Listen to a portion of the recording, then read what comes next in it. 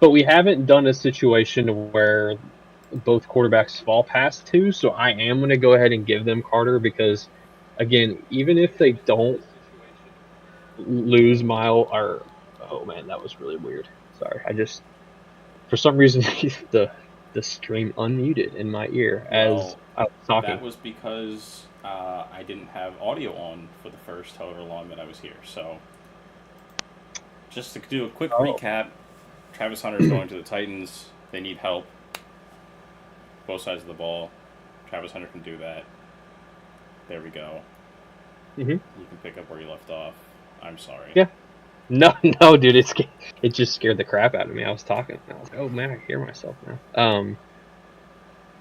Yeah. So, basically, what I was saying is like, if for some reason Cam Ward is there at two, and Cleveland hasn't figured out this quarterback problem, and even if it is Kirk Cousins that they bring in, I honestly think it would be hard for me to see them just passing on him. They need an option at that position with the whole Watson stuff, and getting a guy on a rookie contract for 5 years, 4 years plus the fifth year option is kind of best case scenario for them if they do believe in Cam Ward. And I think there's enough talent there that taking him at two is probably a good situation for Cleveland. But um, I'm gonna give them Carter anyways because the whole Miles Garrett might leave and all that's going on. It's hard for me to not see them take Carter as well. I think if Miles Garrett leaves and they also don't address quarterback, I do think they probably go Cam Ward over Carter, which is crazy to say. If for some reason Cam's still here and Abdul's still here, I think there's a good chance one of them's gone at one, whether that's the Titans taking them or whether that's the Titans taking Cam or the Giants trading up for Cam. Maybe even the Jets trading up, the Saints trading up for Cam. I mean, if the price isn't too high this year to trade up for one, which it sounds like it's not going to be as crazy as it has been in the past, Mm-hmm. it might give some of these teams like, hey, like we might not have to give up our first next year, or maybe like someone like the Saints are fine giving up their first, but they don't have to give up like a second this year and next year, and also a third. It might just be pick nine and the first next year, and Mm-hmm. that's compared to most years, that's pretty cheap. So, um, yeah, we're gonna go Carter. I kind of want to see what it looks like if we have the quarterbacks fall out of the first two slots. It'll kind of make the draft change up a little bit possibly. So yeah, I'll go Carter here, best player available. Even if they keep Miles Garrett, they could use another edge. And I mean, honestly, Carter and Miles Garrett would be pretty gross on the same defensive line. So Yeah, shouldn't stop you from doing it.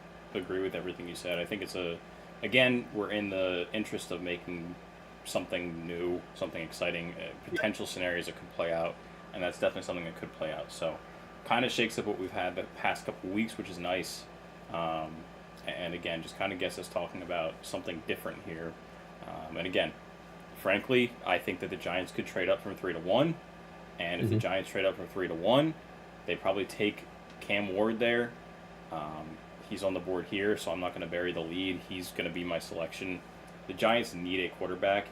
Um, yes, you can make an argument that they're putting themselves in a very similar situation to what they had with Daniel Jones a few years ago, in terms of they felt like their coaching staff and general manager at the time didn't have any more years left, so they needed a quarterback no matter what to make a maneuver. And they took a quarterback that should not have gone as high as he did, and it bit them. I think that's a conversation we can start having with the quarterbacks that are in this class. Uh, I personally think that it's a different situation taking Cam Ward at one or at three, as to them taking Daniel Jones where they took Daniel Jones. Very much, very Um, much. and One honestly, has elite upside. one has elite upside. And honestly, if I'm being 100% how I felt about it, Daniel Jones played fine during his rookie contract. Yeah. It was them giving the extension that they did to him that I think was a mistake. Yep. And that contract priced them out of Saquon Barkley, and that obviously led to the Eagles winning the Super Bowl. So, just in general, I don't think that drafting Daniel Jones where they did was necessarily the problem, because again, when you look back at that draft class, it was not the strongest of classes. especially at the quarterback position. You could make the argument that if they had gone Dwayne Haskins, things could have gone differently for their franchise, and probably for him on a personal level too. But that's neither here nor there at this point. They didn't. They took Daniel Jones, and they dealt with the ramifications of that. Daboll needs a guy, and if that's a guy that he gets in free agency, I saw Aaron Rodgers sent you a meme yesterday about something about Daniel Jones and Sam Darnold going back to the Jets and Giants respectively, or like flip-flopping, but then also going back to their original teams or something like that now that they need a change of scenery or something. But yeah, I mean, Aaron Rodgers is on the table. Darnold's still on the table. Again, I agree with you. I don't think he goes back to New York for any reason whatsoever. But it is a world of possibility right now. Justin Fields obviously is a guy that every single team, it seems like, is interested in some capacity. So, maybe that entices a certain team to re-sign him before he hits the open market. But since that hasn't happened yet, I'm not going to get my hopes up too much. If they address that position with Rodgers, do you take a quarterback at 3? Maybe not. Yes. Maybe you hope that you land a guy in the second round, but I don't think it precludes you. Certainly, I think that it's something that you could still absolutely look to do. Or maybe you trade down from 3 rather than trading up from 3 and take somebody later on. Maybe you take a Jackson Dart towards the end of the first, or you take somebody at a different position of need later on. That's not out of the realm of possibility for me, but if you land a Justin Fields, if you land a Darnold on a multi-year deal, something that you feel confident in, you don't necessarily have to take a quarterback at 3. Rodgers is a unique situation because he is old and did not look great in obviously either season in New York, even if one was a couple snaps and then a snap of the Achilles. It didn't pan out well for him there. And it's tough to want to bank on him having success as a 1 year older, 1 more year removed from the Achilles injury quarterback. So yeah, I think you still could take quarterback here, but with no resolution in sight as of right now, Cam Ward's the pick. Boomski's in the chat. I like it. We lost the game. Yeah, man. I mean, I'm not gonna add too much. What's up, dude? I think, what up, laddie? Cowgirl's a crappy pick. The pick I gave him 2 weeks ago is looking a little less crazy right now. That's all I'll say. Yep. But anyways, yeah. I'll be honest, man. With the Giants, I think. I mean, it depends on what they think about Cam Ward or Shedeur, obviously. But if you can get Rodgers in there for a year, even if you got to pay him like $20 million or whatever it's going to cost, obviously you don't want to pay him, $45 million or whatever. But I don't think he's going to ask for that much. Right, but also if the Jets cut him, you're in the same boat that Russell Wilson was last year, where you could sign him to a league minimum or something close to that deal because of the fact that he's getting paid by another team. So. Yeah. Definitely. But could Cam Ward start day one? Yes, I think so, and I think Daboll could simplify the offense enough. And I don't even know how much he'd have to simplify it, but make it friendly for Cam. But I think best case scenario for Cam and the Giants, because of we talked about this, they're on the hot seat so much that if you can get Rodgers in there, he didn't look great last year, but honestly, he didn't look horrible. It just he didn't look up to Aaron Rodgers' normal standard, which is top tier. He, for coming off of an Achilles and playing that way versus the way Kirk Cousins kind of played. Rodgers is 41, maybe, I think, 40, 41. You're not going to expect to get elite play out of him next year, but I think, he's already said that he's fine mentoring somebody. So, he mentors Cam for a year or whoever, Shedeur, Jackson Dart, and maybe you can sneak into the playoffs. That's a tough division now with the Commanders, looking not so crappy. The Cowboys could always, shout out Laddie, they typically are in the playoff hunt. You lose your starting quarterback last year, kind of makes it tough, but tough division. But I mean, they made it. The Giants made it 2 years ago with Daniel Jones, and sure they had Saquon, but you have another athlete that is one of the best players on the field at all times, and Malik Neighbors. And I think if Rodgers could have some sort of chemistry with Neighbors, that could look pretty good. And then once Cam Ward gets in, I mean, I can see Cam Ward and Neighbors having a really good connection just on how their play styles are. So, but yeah, not to talk too much. I literally think I started that with I'm not going to add too much, and I just added 15 minutes. So, I'll keep it a little short here because I think this is probably going to be. I'm already making a crazy pick here. But I think it's slightly realistic with how I was already starting to feel before the combine, and now the combine happened, and from things I've been hearing and a need here for this team, I think this is like the top of where of where this player could go, in my opinion. And yes, you already have him pulled up. I hate you.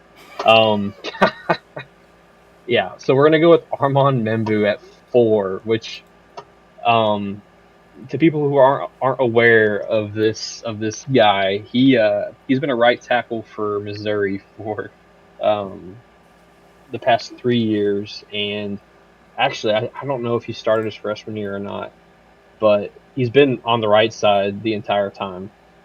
And in 22 and 23, he was solid. Like, he was a solid player. I know one of those years, I can't remember which one. I think it was 2023. He was a little bit worse in terms of pass protection, but his run blocking was still pretty good. I think his run blocking's been solid since he's come into college. But last year, dude was just outstanding. Like, he went from being maybe an above average tackle to a top tier tackle. And before the combine, there was some buzz before the combine and the Senior Bowl. Like, okay, he's probably a top 5 tackle with the way that he performed this year. Well, he goes up to the Senior Bowl and was one of the best guys there. He played on the right and the left side at the Senior Bowl, and he held up. Some guys go from left to right, and you could tell they're kind of uncomfortable. Someone that hasn't played on the left at all. Yes, exactly. And he hasn't played on the left at all in college, to my knowledge, and he looked comfortable there. He took one snap at left guard this past year, apparently. Okay, well, maybe that one snap made him comfortable. But yeah, I mean, dude, he ran a 4.9 140, which, whatever, 40 shouldn't matter too much if you're a tackle, I guess. 1.7 14-yard split, 34-inch vertical, and he still threw up 31 on the bench press. So just absolutely destroyed the combine. And I'm not one to be like, okay, guy's a combine warrior, I'm going to move him up my board. I think it's more so there was not clarity on who the top, tackle was in this draft, because a lot of them feels like they need to be they feel like they need to be moved into guard, or they have the ability to. And I think the same about Membu. I mean, he could be a phenomenal guard, but he has the length and the athleticism to stay on the outside. I mean, and he's been a tackle his entire college career. So I think the Patriots, their main goal this offseason, obviously 2 things: get Drake May weapons and protect him. And actually, I think protecting him with how bad their offensive line is should be the first priority. And we talked about Will Campbell being like a Vrabel guy, and I could still see them going with Will Campbell too. But the way that Will Campbell, his wingspan is rough, and I know that's always, he could still play tackle. There's guys that have short arms that still play tackle. His arm length, there's I don't remember which 2 guys. There's 2 guys in the league right now that have the same arm length, but his wingspan there's never been a guy that started offensive tackle with his wingspan. Doesn't mean it can't happen, but I just project him at guard anyways. And the Patriots could use both, but Membu, just his explosiveness, and the way that he's performed, it looks like he's knocked out all the interviews, and each stage that this season he checked the box. He checked the box at the Senior Bowl, and now he's checked the box at the Combine. So to me, I think this is a good chance to throw him up here at 4, just to show that this is kind of like the ceiling of where he could go. I don't think he's making it past the Dolphins at 13. I would be shocked. So I think that's kind of his range, 4 to 13, and we'll go ahead and slot him in here. Yeah, I agree with you. I agree also on your point of like, don't be a combine warrior. The combine shouldn't matter. But on certain things so when you look at his tape from this past year, his tape is extremely solid. Then you look at him at the Senior Bowl going up against some of the best that are also in the draft. By the way, there's 2 or 3 edge rushers that were flying very much under the radar until the Senior Bowl, and he did a fairly decent job in one-on-ones against those guys too, which has to stand for something.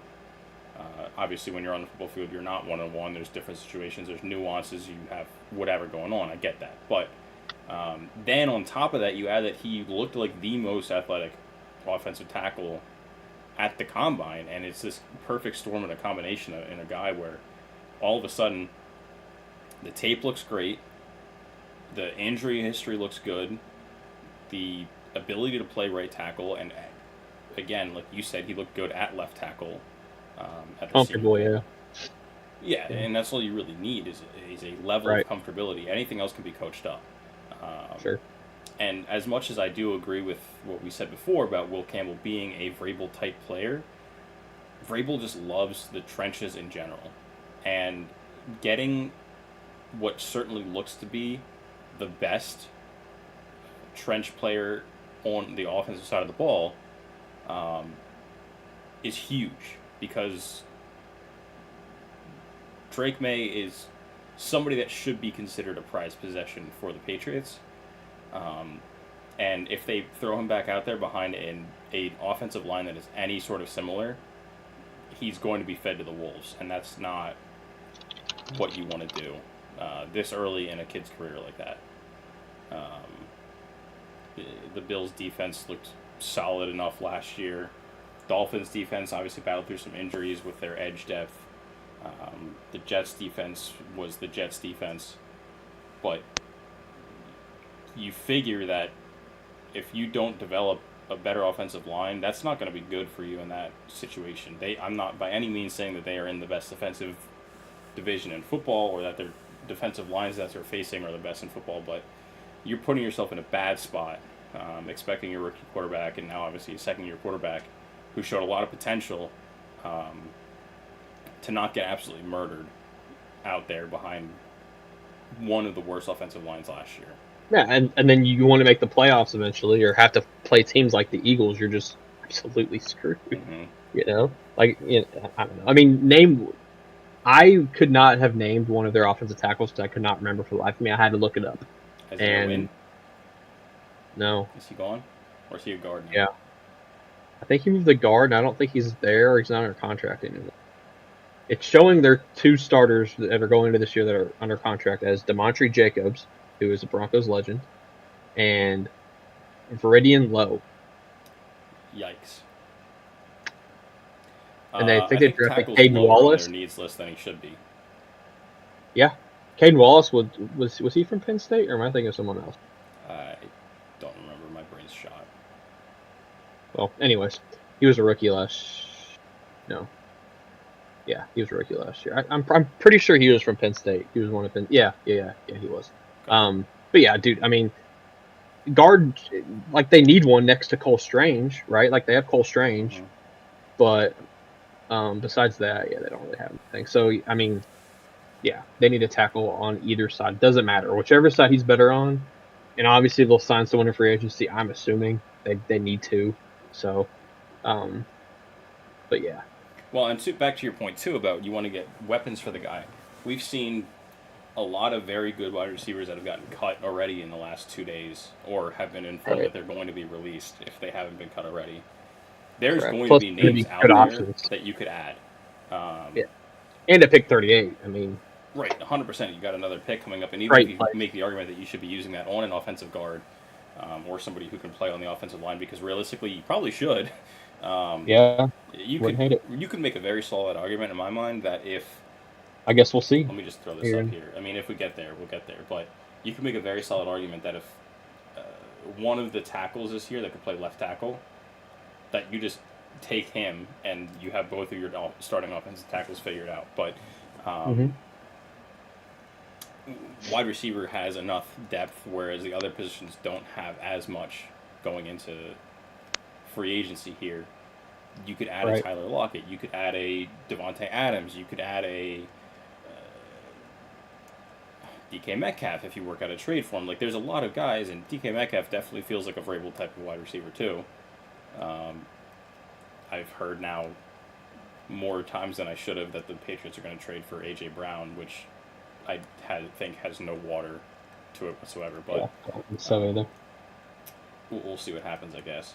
So, and that brings up the Jaguars, who realistically could go into your offensive lineman, and I think that Will Campbell would be a solid selection for that. I know I've toyed with giving them a wide receiver before because Gabe Davis is probably on the move. They Guess obviously who just just got Christian traded? Kirk today. Yep. They just cut Evan Ingram, so Tyler Warren becomes in play here at 5. They need a lot right now. Their starting center just retired. They're slashing cap space left and right, which ideally I would hope, if you're a Jaguars fan, means that they're going to be making moves in the next week, so that by the time that we start having these conversations next Thursday, something different has happened. But, if we don't see that, then, we're stuck in this situation where right now, what is their biggest need? I don't know. I think you can go a whole litany of different directions with it. I think trenches on either side, probably, but I agree with you. I think that is probably the direction that they would want to lean, and that's the direction that I was leaning as well. So you also think, look what the Rams have been doing too. They're kind of a trench building team, and that's kind of where he came from. Yep. They're GM. Yep. Well, and even coaching wise, look at the Buccaneers and how they try to build things. Yeah. They have a very good offensive line. They have Vita Vea on the defensive line. Like, that's their brand of football. So I'm just going to give a Mason Graham here. I think that you want to identify difference makers on both sides of the trenches. And while Will Campbell makes sense, I think Mason Graham is an even better player. I think I have him higher on my big board. I believe you do as well. And he's just a disruptor who's going to be able to make a difference, especially in the run game, who also can play against the pass. He's not a liability in the pass game, but that's going to be my pick here at 5. Yeah, I love it. I mean, there's talk about him not going as high because he came in 20 pounds lighter than what he was listed, and like people like, and I'm not really one of those people. Like, I already kind of had him and Kenneth Grant like close-ish in like ranking, but I think the thing that some people that I've heard are concerned about is like, well, we really like Mason Graham because of the way that he moves at the size that we thought he was at. So, and to be honest, we don't really know what his playing weight was at, and we won't ever know unless someone asks him and he tells the truth and tells them. Because I think he probably tried to lose a little bit of weight and run really fast at the combine, because guys do that all the time. So that's just my 2 cents. He's an awesome player. Watch the tape. Dude's a disruptor. I think he should still be a top 10 pick.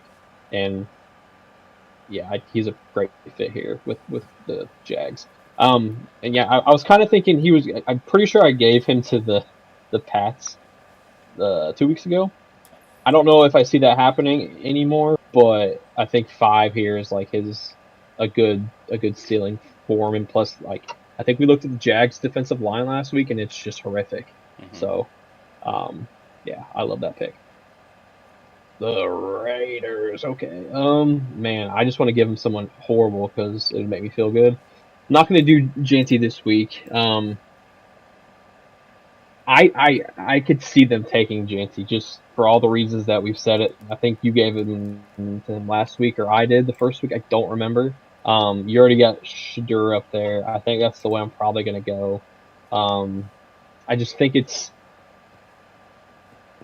I think obviously if they go out and sign somebody, we're going to say this 100 times before next week, then we won't be giving them Shador here. Hmm. Um, but they just have so many needs, but at the same time, I think they haven't figured out this quarterback spot since Carr's left. And really, to be honest, even Carr's last few years there, like they just There's a whether reason it's they moved on from him. coaching, yeah, I mean, and you could blame coaching, sure. They've had and it looked like they were getting things together with Gruden, and Carr was looking. I mean, Carr is an average quarterback, and Hmm. he's had above average seasons, and there's nothing wrong with that. But I mean, you're in a division with the goat Bo Nix and the second goat Justin Herbert and that other guy Kermit, and you got to kind of keep up with those quarter. I mean, if three teams in your division have arguably top 12 quarterbacks in the league, I'll say arguably, because some people might think one of those quarterbacks is like ranked 26 or 27, but we won't talk about that. Hmm. Um, you have to figure out that position. Like you could keep like keep building the offensive line, keep building the corner room, but the Raiders keep drafting guys and they just are not panning out. So it doesn't matter at this point. Like pick who you think is going to stick with the team and make an impact. And there's too many connections with Shador and the Raiders. And I think if he's here, there's buzz about him falling to the end of the first round, and you know what? Maybe he will. I mean, if someone like Aaron Rodgers can fall to the end of the first round, we've seen it happen, and I think it's very possible. Um, but there's nobody here screaming at me to where it's like you can't take Shador. It's there's really good players, and there's a couple players that I really like to fit with them. Janty obviously being one. I still like Will Johnson here. I honestly like Jade Barron here. He's their type of corner. He's, you could say he's not a Pete Carroll type of corner, Hmm. but um, he's a Pete Carroll chess piece player, and I think people don't think about that. Like he likes having chess piece. Well, You want to call him the Joker players. Like, of course, he likes his Brandon Brownings, Richard Sherman's tall, lengthy, athletic corners, but you don't have to play this guy on the outside. You can just play him in the middle of the field. mhm. Um, but anyways, I'm not going to talk too much about it. I'm going to go ahead and go Shador, Perfect. so we can hopefully get to our round two. Perfect. Uh, yeah, I agree with that. Just real quick, more. Yeah, exactly. This is definitely gonna be the move going forward. I don't think I'm Oh, going I over didn't to see Twitch more. anytime soon. Thanks for popping by, dude. I appreciate it. Um, anytime you want to hop in, just let me know. But yeah, just to talk briefly about plans with the channel and everything moving forward.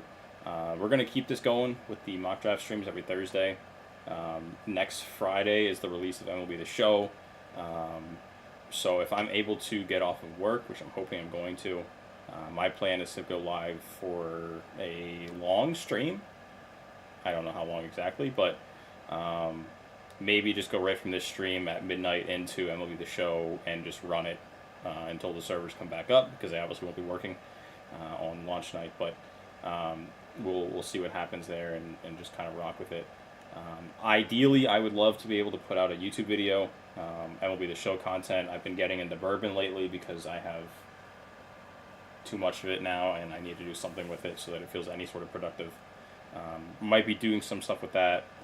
I'd love to continue doing more once the draft is over. Doing more, keeping up with the NFL content. Maybe some news segments, maybe something else. I don't really know. A weekly recap, maybe just some shorts with it. That might be what I go with because it's a little bit easier to just do the live updates, how we're banging things out. Um, but this is definitely going to be a permanent feature here moving forward. Um, as we get into the end of this year, back into next year, now that we're figuring things out, we'll have a better hold on what the YouTube situation, what this landscape looks like.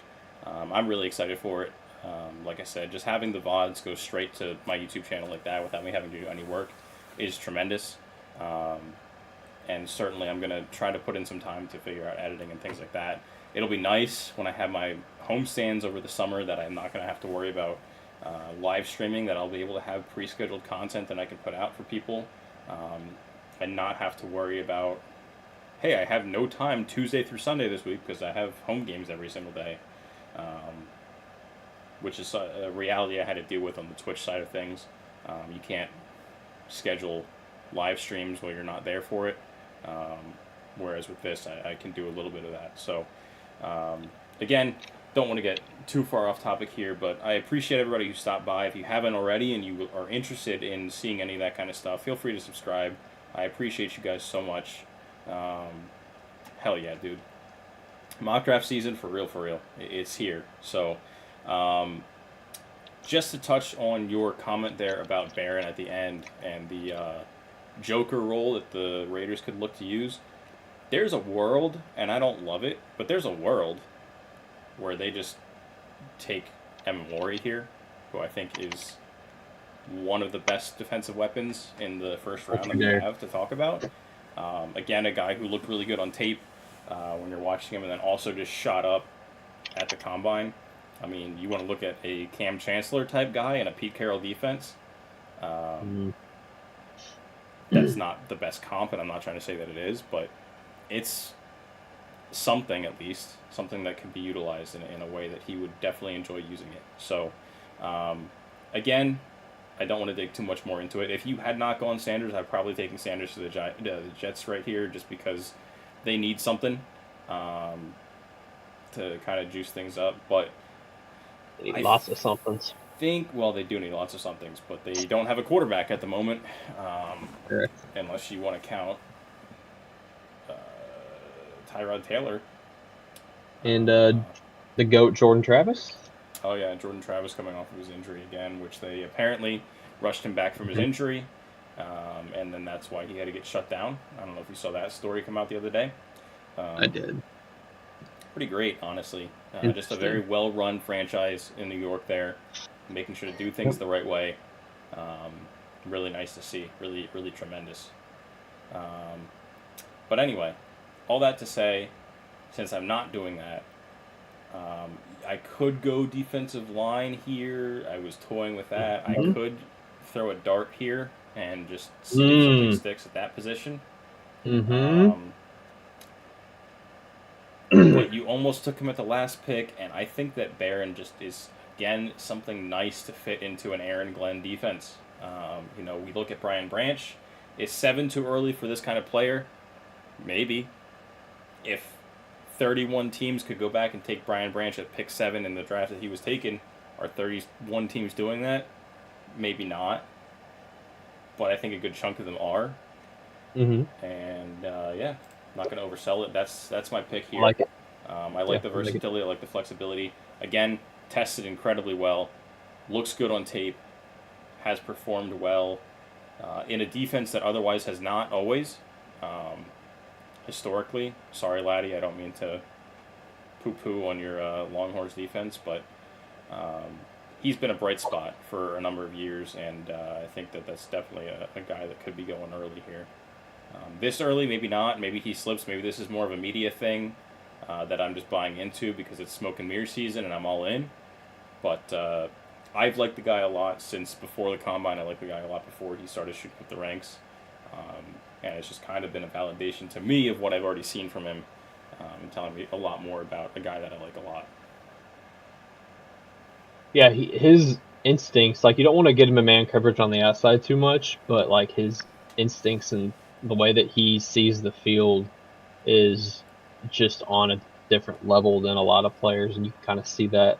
And I'll just add to Aaron Glenn, he puts a lot on his corner, so obviously they have Sauce.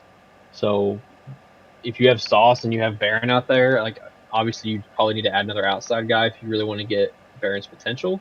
But I think they have someone else on the roster who could probably come up, or they could even sign someone to kind of, do that. Or, Michael Carter? Maybe. I don't remember. There's someone else that I'm thinking of too that they have who could maybe develop a little more. But anyways, I'm not gonna talk too much about the Jets. They don't deserve it. The Panthers here, man. I'm really interested in what they do in free agency. I've heard that they might been a decent amount because they feel pretty good about Bryce and the way that he kind of finished that season. They want to put a better team around him. Mhm. So I think they're going to add quite a bit. Maybe not like top tier guys, but I think they're going to fill up the roster with some guys that really fit the scheme. You know, this is only year 2 going into this scheme with Canales, so he's still trying to get kind of his guys in there and get his scheme rolling. I was gonna go Shamar Stewart because I just love that fit for them to get a freak on the defensive line. I wanted to do this so bad last week, and I just need to get Kenneth Grant in the top 10 one time, and I'm gonna do it here. I'm gonna give them Kenneth Grant. They need defensive line help. They have what's his name? Derek Brown, who's awesome, but literally nothing next to him on either side. Like, and you get a beefy guy like Kenneth Grant to play the run next to Derek Brown. Like,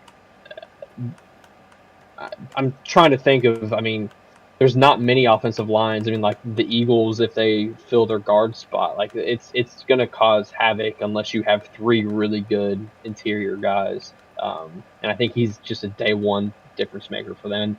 That's just what they need on the defensive side of the ball. They struggled against the run, and their pass rush it wasn't good enough for the type of corners that they had. So getting pressure from the inside like that is really gonna open things up for him. And dude's just a freak. Like he's freakier than people think. Like, you know, I think he weighed in at like 330 something, 335 maybe. And he plays like a big man like that, but he still has like just subtle quickness. Kind of almost like he's like a 300-pound guy, like the way he moves. And yeah, I mean, he's a guy that could go here like in the top 10, or I could see him falling to the 20s. We're kind of in the range of players now where it's just going to depend on specific team needs and like what they've seen in these guys in interviews and like how they fill out free agency. I think kind of the end of the top 10 here going to like the mid 20s is going to be kind of a tier of players. Yeah, and I think that that's something we've talked about. I think it was like basically from pick 7 to pick 35 or something like that. You're talking about Yeah, I think it said pick 10 or something, but like it was. But I think it's pretty close. We're at the point where in this jumble, like there's some guys that I would say there's right, probably 4 guys on the board that you can make an argument should be gone already based off of what their value actually is. Ginty, Warren, Campbell, and maybe Will Johnson. Yeah, Tet maybe. Starks maybe, Will Johnson maybe, a different wide receiver maybe. It just kind of depends on how you have things shifted with that. Right. And again, that's really up to the big board of a team, of an individual, what they're looking for, what they like out of a player. But yeah, I don't hate that pick at all. Again, you talked about the Eagles earlier. Look at their defensive line with Jalen Carter and Jordan Davis. So being able to build up a team like that and having a guy who has not had much help on defense. I mean, the Panthers had a horrific defense last year with a defensive coordinator that you would expect more from, looking at the background that he had before. But yeah, and also look at the running backs that Bijan, Alvin Kamara. Like, I know he's old, but still. And then Bucky Irving looked awesome last year. So you got 3 teams in your division who have good to elite running backs. Mm-hmm. And again, being able to just clog up the interior offensive line like that, and even if you have less good edge rushers, which they don't have good edge rushers at this point, if you have 2 good interior guys, you're going to free up more one-on-ones, you're going to get more opportunities, something's going to break through eventually. And like we talked about, Kenneth Grant can rush the passer. He's not inept at doing that. He's actually fairly good at doing that. So being able to identify somebody who can attack at a position where it's not necessarily normal to be able to attack like that is pretty solid. Right. It also opens up blitzing lanes. You got 2 guys like that. I mean, you can run stunts and blitz guys in. Like, it opens up a lot, having 2 just absolute monsters in the middle. Yeah, exactly. So that brings you to the Saints, which is a tough spot to be in. because there's a handful of guys that should be going in the top 10, I think, that are maybe not going to right now. And that's okay. And that's okay because, again, this is an exercise, Happens. and a lot of people would It argue this happens is an every year. exercise in futility. So we'll see what happens, and we'll see how things change over the next few weeks, how things bump up and down with free agent signings and things like that. But it's tough for me to not have a wide receiver going at this point. And the Saints are definitely a team that could use a wide receiver. Which one they want to go to? What's up, Tyler? Which one they want to go to is, tough to determine.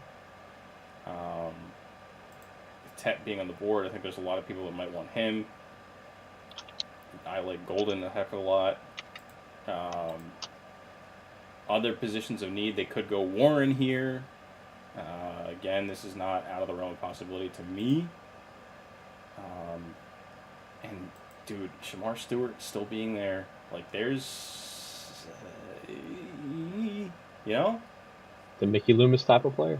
He is a Mickey Loomis type of player. He's a guy that they just like those upside type of stabs. Is it too early to take him with some of the other needs that they have? Maybe. But when does it ever stop the Saints? But when has it ever stopped the Saints? So, with that all said, I was going to do it anyway, but you talked me into it even more. Shamar Stewart, you are a New Orleans Saint. Let's go. Go, Saints. Go. Yeah, no, I think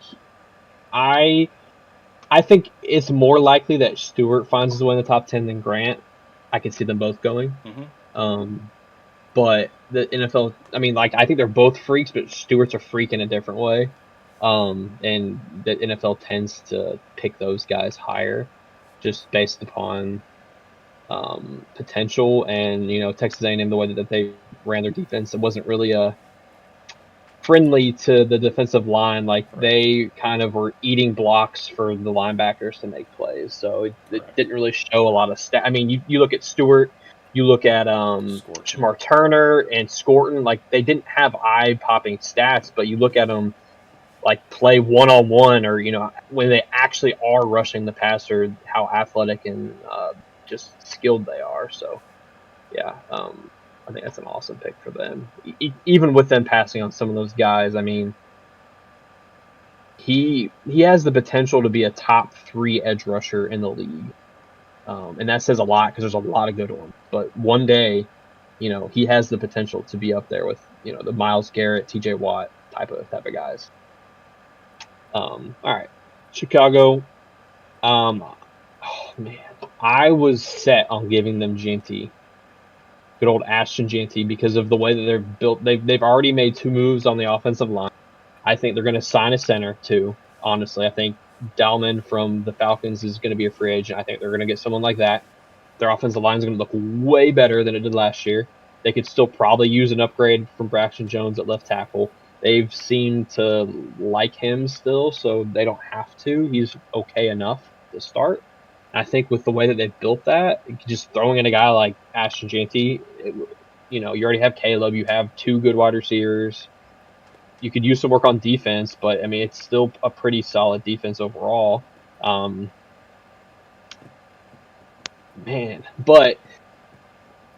So I was going to say something earlier about Will Campbell. He's never played center before.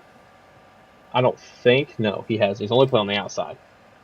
But if I had to name the offensive lineman that had the biggest IQ in terms of just, like, football acumen and, like, the way that he plays, he was making offensive line adjustments and calls at left tackle, which hardly ever happened. Like, that's a hard place to make those calls from. Usually it's someone on the interior or it's and the way that he moves and plays, I think he would make an awesome center. And I know I just said I think they might sign somebody at center. And I still kind of do. But if they didn't, I just wanted to throw that caveat out there that I think if they didn't sign a center, you get Will Campbell and you tell him, okay, let's learn how to play center. So I really think he can. In worst case, he ends up, going out to guard. Maybe someone, I can't think of who was the second. Oh, they got Thuney. Who was the other guard? that they signed? Jonah Jackson. Or Tooney? Jonah's played. Has he played center at all? I can't think at the top of my head if he has. I don't think he. So.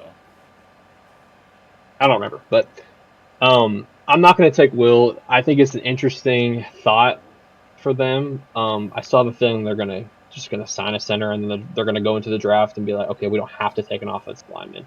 They're gonna take best player available, and I think for them, it's gonna be Ashton Jeanty here. I love it. I mean, and Ben Johnson's gonna use this. He's the Jahmyr Gibbs, David Montgomery, like in one running back almost. So yeah, I agree.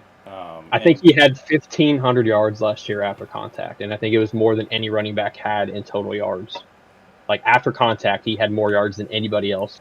It was close, if not there. Yeah. So, yeah, I mean, insane. He also, if I recall correctly, if you take away his longest run from each game, he was still top 5 in rushing yards. I saw that too. Ridiculous. And he had like an 80-yard run every game. Yeah, and that's like his calling card is the home run play, which again, granted, is that partially just from playing in the Midwest, maybe, or Mountain West, maybe, but I mean, I don't think so. I mean, you look at this. Yes, to an extent, you can make the argument for any player that plays in a non-Power 5 conference, non-Power 4 conference, that they are not playing against the same level of competition. But we've seen it time and time again with players that have done that and still had success in their NFL careers. And I don't think it's fair to just knock a player and say, well, they can't be a first rounder because of this. Because there's been how many players that have been drafted in the second, third, fourth, fifth rounds that, looking back at it, you look at them and you're like, how the hell did this guy not go in the top 10 picks, top 15 picks in this draft? And it's also different to like. Right. You look at the traits, you look at the tape, you look at what he does on the football field. It's not just straight line speed. It's not like he's just fast enough that he was bending the corner around the linebacker or defensive lineman and just taking off and nobody's been able to catch him. It's running through contact. It's having the contact balance. His hands, the ability to catch the ball is also huge, by the way, in that Ben Johnson offense. And he has phenomenal hands. He can play pass pro if you need him to. And so many people I've heard talk about, we've talked about this before too, DeAndre Swift is there now. They don't need a running back because DeAndre Swift has experience with Ben Johnson. Well, look at Ben Johnson's numbers, or DeAndre Swift's numbers under Ben Johnson before. And they were not phenomenal. They weren't bad, but like they weren't living up to the draft. It wasn't even worth them signing him. It wasn't even worth him re-signing. Right. So does that mean that currently, as it stands today, with the improvements that the Bears have already made to their offensive line, that they couldn't be able to get an 1,000-yard season out of him? I'm not saying that. I think that they could. But if you want to make a difference, and again, we're talking about the AFC North, or I'm going to mess up so many things. My brain is shot today. We're talking about the NFC North, which is a physical style of football. You watched the Packers do it last year by adding Josh Jacobs. We've seen the Sonic and Knuckles combo in Detroit. Minnesota has always had a running back that has been able to tote the rock. They have Aaron Jones now. Obviously coming over from Green Bay, so he's experienced in that, style of play. They need a guy who can be a workhorse for them. They need a guy who's not afraid to take hits, and they need a guy who can play. And he can do all of those things for you in a way that DeAndre Swift can't. And that's not to say that DeAndre Swift won't have a role. He very well could, as a change of pace type thing. Again, you don't want to kill your guy out there either. But there's no world in which DeAndre Swift is stopping you from taking Ashton Jeanty. There's no world in which Roschon Johnson is stopping you from taking Ashton Jeanty. And even if Khalil Herbert's still under contract with it, which I don't think he is, he's not stopping you from taking Ashton Jeanty. So I love that pick. And I think that we have talked about this before. Taking a running back early is seen as this taboo thing that you should never do unless your team is 100% ready for a running back, and you can make an argument that the Bears aren't there yet because they need some help on defense, they need some help with whatever. But for the right running back, it still makes sense. And agreed. Ashton Jeanty is the right running back. Which again brings us to the Niners here, and the Niners, I think, are thrilled that Will Campbell's still on the board. Yes. They have the oldest left tackle in football. They have a lack of depth in the interior of their offensive line. They have some decisions to make as they continue to move forward with what they're going to be doing to try to shed salary and see what they can do to become competitive in signing guys. But if you trust Will Campbell to play guard for you, you're taking him. And I think that there's no world that they don't trust him to do that. I think that they would be overjoyed if he's sitting there for them at 11. And that's what I'm going to do. Which brings us up to Laddie's selection here at number 12 for the Cowboys. Oh, boy. Man. Yeah, I've been struggling with this because I've been thinking about it the past, 5 minutes, what I was going to do. And, I'm not going to lie. I still like Golden for them here. I think there's a real world. He's the first wide receiver taken. I'm so impressed. He might be the player that from the end of the season until now that I have gained the most interest in, I guess, or I've been most impressed by. You're welcome. Because you got lucky. I mean, obviously, I saw what he was doing week to week, and he was making good plays. And if you go watch his highlight tape, which I did before I watched the real tape just to do it, and I still felt the same. I felt this guy has talent, obviously, but I needed to see every play. I needed to see what he was doing when he wasn't targeted. I needed to see, just more. And now that I've now watched every snap he's taken in college ever. So, yeah, which is insane. Well, okay, not every snap he's ever taken. I've definitely seen every snap that he was targeted, and then I've seen every snap from this year from Texas football pretty much on offense, and I was watching it like you in 2x speed, but I've seen all of them. And what you're talking about. Yeah, whatever. In saying that, I'm not going to do it this week, but I really want to because I just like it. But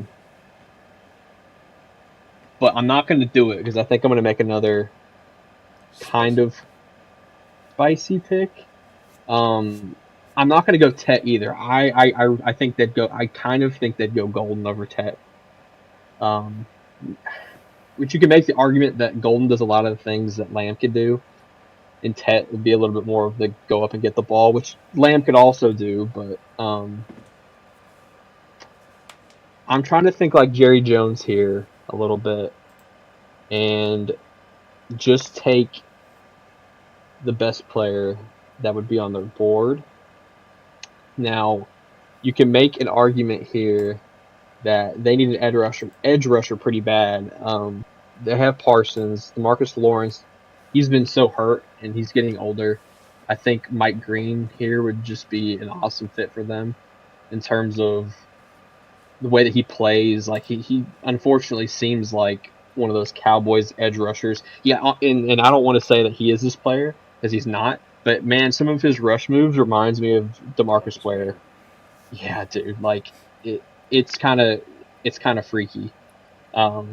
Because, I mean, obviously, I've only seen him this year. I've only watched some tape from this year, and he was going against nobody's schools. But, I mean, he looked like he was always the best player on the field. And you saw it at the Senior Bowl. And it just was continuing. But in saying all of that, I'm not going to take him either. I'm going to take someone. It doesn't even say that this is a need for them. I would like to not take too long, but go to the Cowboys depth chart, and I want to name a couple players that are at this position for them. Okay. The starting middle linebacker for the Dallas Cowboys, Overshown, is probably going to, unfortunately, he's looking really good. I think he's going to miss all of next year. Eric Kendricks, I think, is a free agent, if I'm not mistaken. Their next two guys are Maurice Luiafu, Buddy Johnson. That's it.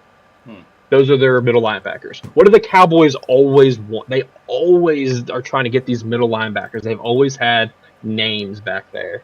And there's so much just like hype about and not even after the combine. There's already been some hype with this guy.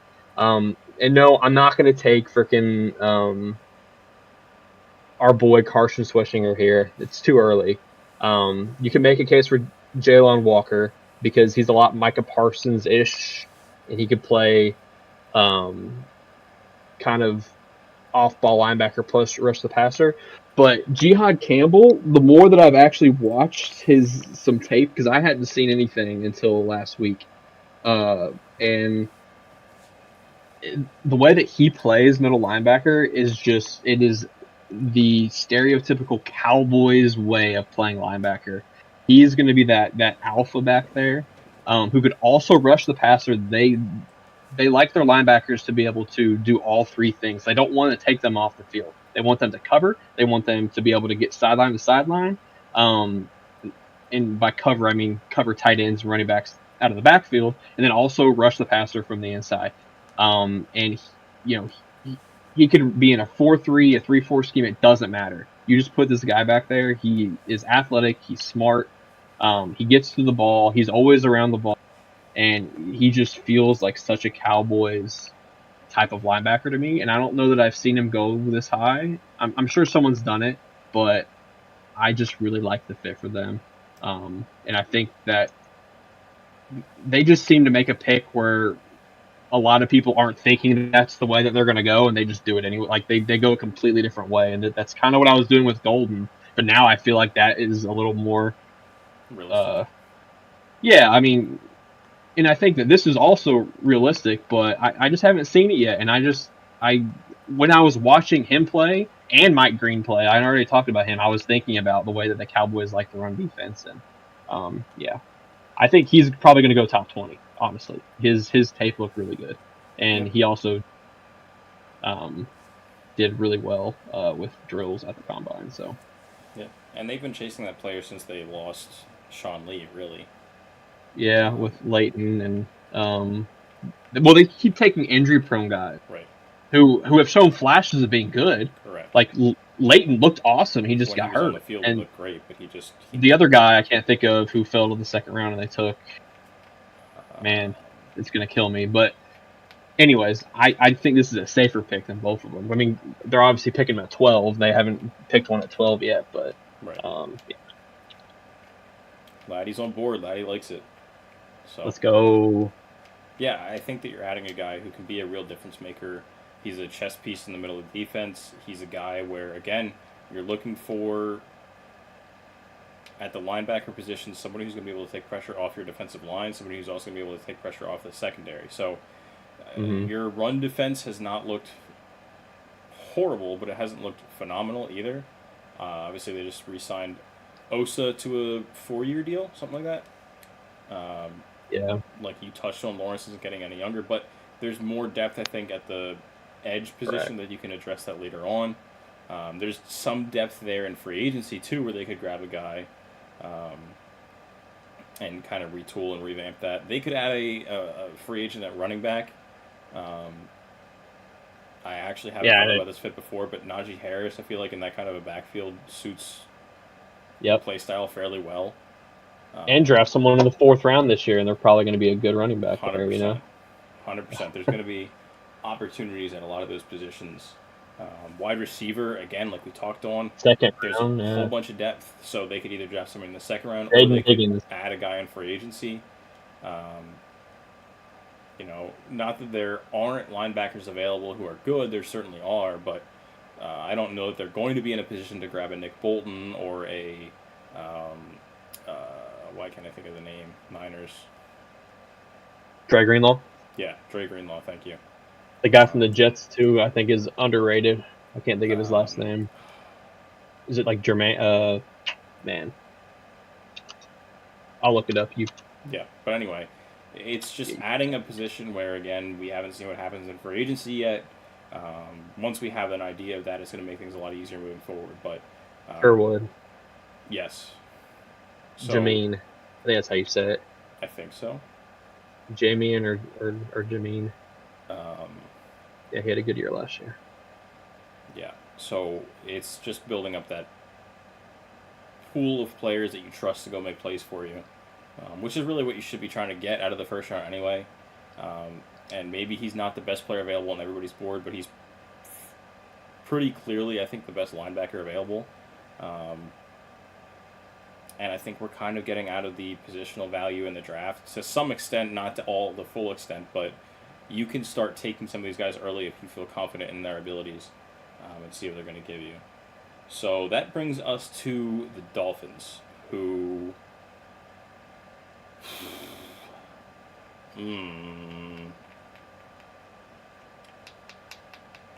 I want to give them Starks really bad. And I know that they could use tackle. I know that they could use offensive line in general.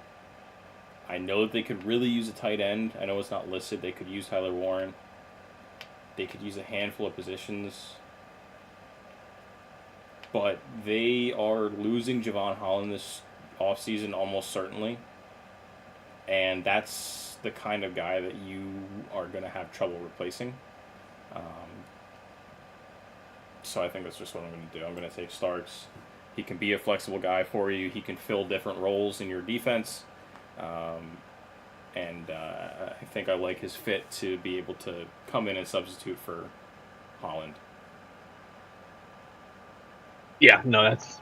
I mean, I think there's a lot of good places for Starks. I think he'd fit really well there, and then obviously they're going to need to fill that safety position. Yeah, dude. Okay, the Colts are taking Tyler Warren here. I don't think he makes it past 14. I think they've been looking for an athletic tight end, like a freak at tight end, and they just haven't been able to find it. And he's just. Is there a world that they're like, man, we want Colston Loveland? That's the guy we fell in love with. We didn't think Warren was going to be here. But we just fell in love with Loveland. I could see it, but I don't know what they're wanting, so I'm picking my favorite of the two and the one that I think is probably going to go first. And you can do some creative stuff. I mean, I don't think Anthony Richardson's going to be the answer there. I don't think he's real friendly for tight end, but the way that they want to like run the ball and use play action and use their tight end in like a multitude of ways, I think Tyler's going to be a good fit there. As much as I'd like him to fall a few more spots. Yeah, Tyler Warren also could be a guy that they do a similar thing to what the Ravens have with the tush push with Tyler Warren. Yeah. Tyler Warren could honestly run a read option. Like, he could have a package of plays where he's lined up at quarterback. He was a high school quarterback. If they want to actually trust him to throw the ball, he can do that. I don't know that it's necessarily the best thing that they would have as a team, but it's an option. Falcons are tough here, dude, because every year we are sitting in a position where we're like, okay, they got to go edge rusher. Here's this Georgia edge rusher that we're going to give them. Nolan Smith for how many mock drafts that we did. And they just don't ever take an edge rusher, and I'm convinced that they just don't like them, that they hate them and think they all smell. So I'm just going to say that the Falcons are all in on building up that offense to be everything that they want it to be and more. That they want to double down on Kyle Pitts and Drake London by taking another guy who could maybe be a similar type of player to either or both of them. And I'm going to give him Ted McMillan. He might not be the first wide receiver to go. He might not be the best wide receiver in the draft class, but he fits what I think the Falcons are typically looking for in their mold of tall wide receiver who has a bizarre amount of speed for how tall he is, and the length that typically limits how athletic, how fast some of these guys are, breaking through that a little bit. Maybe you could make an argument that they need something more shifty, something different.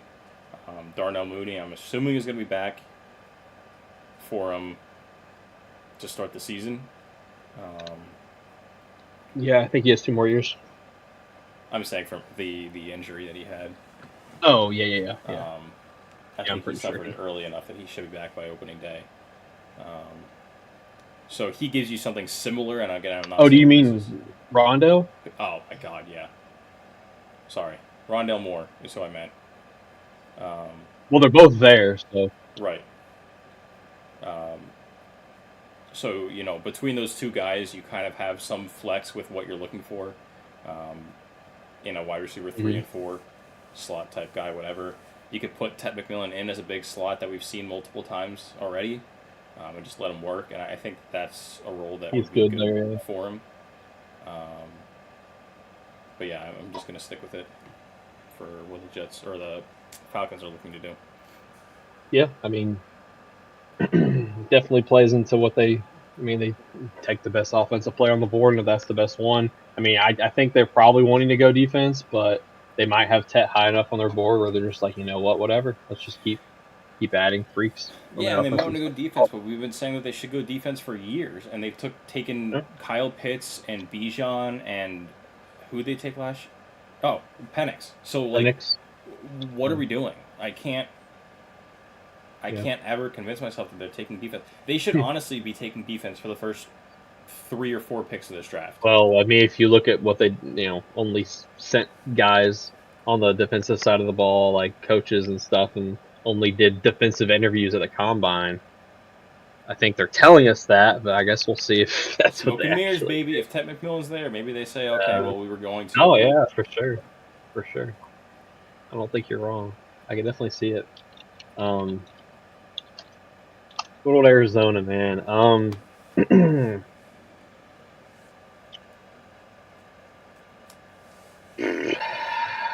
Looking at their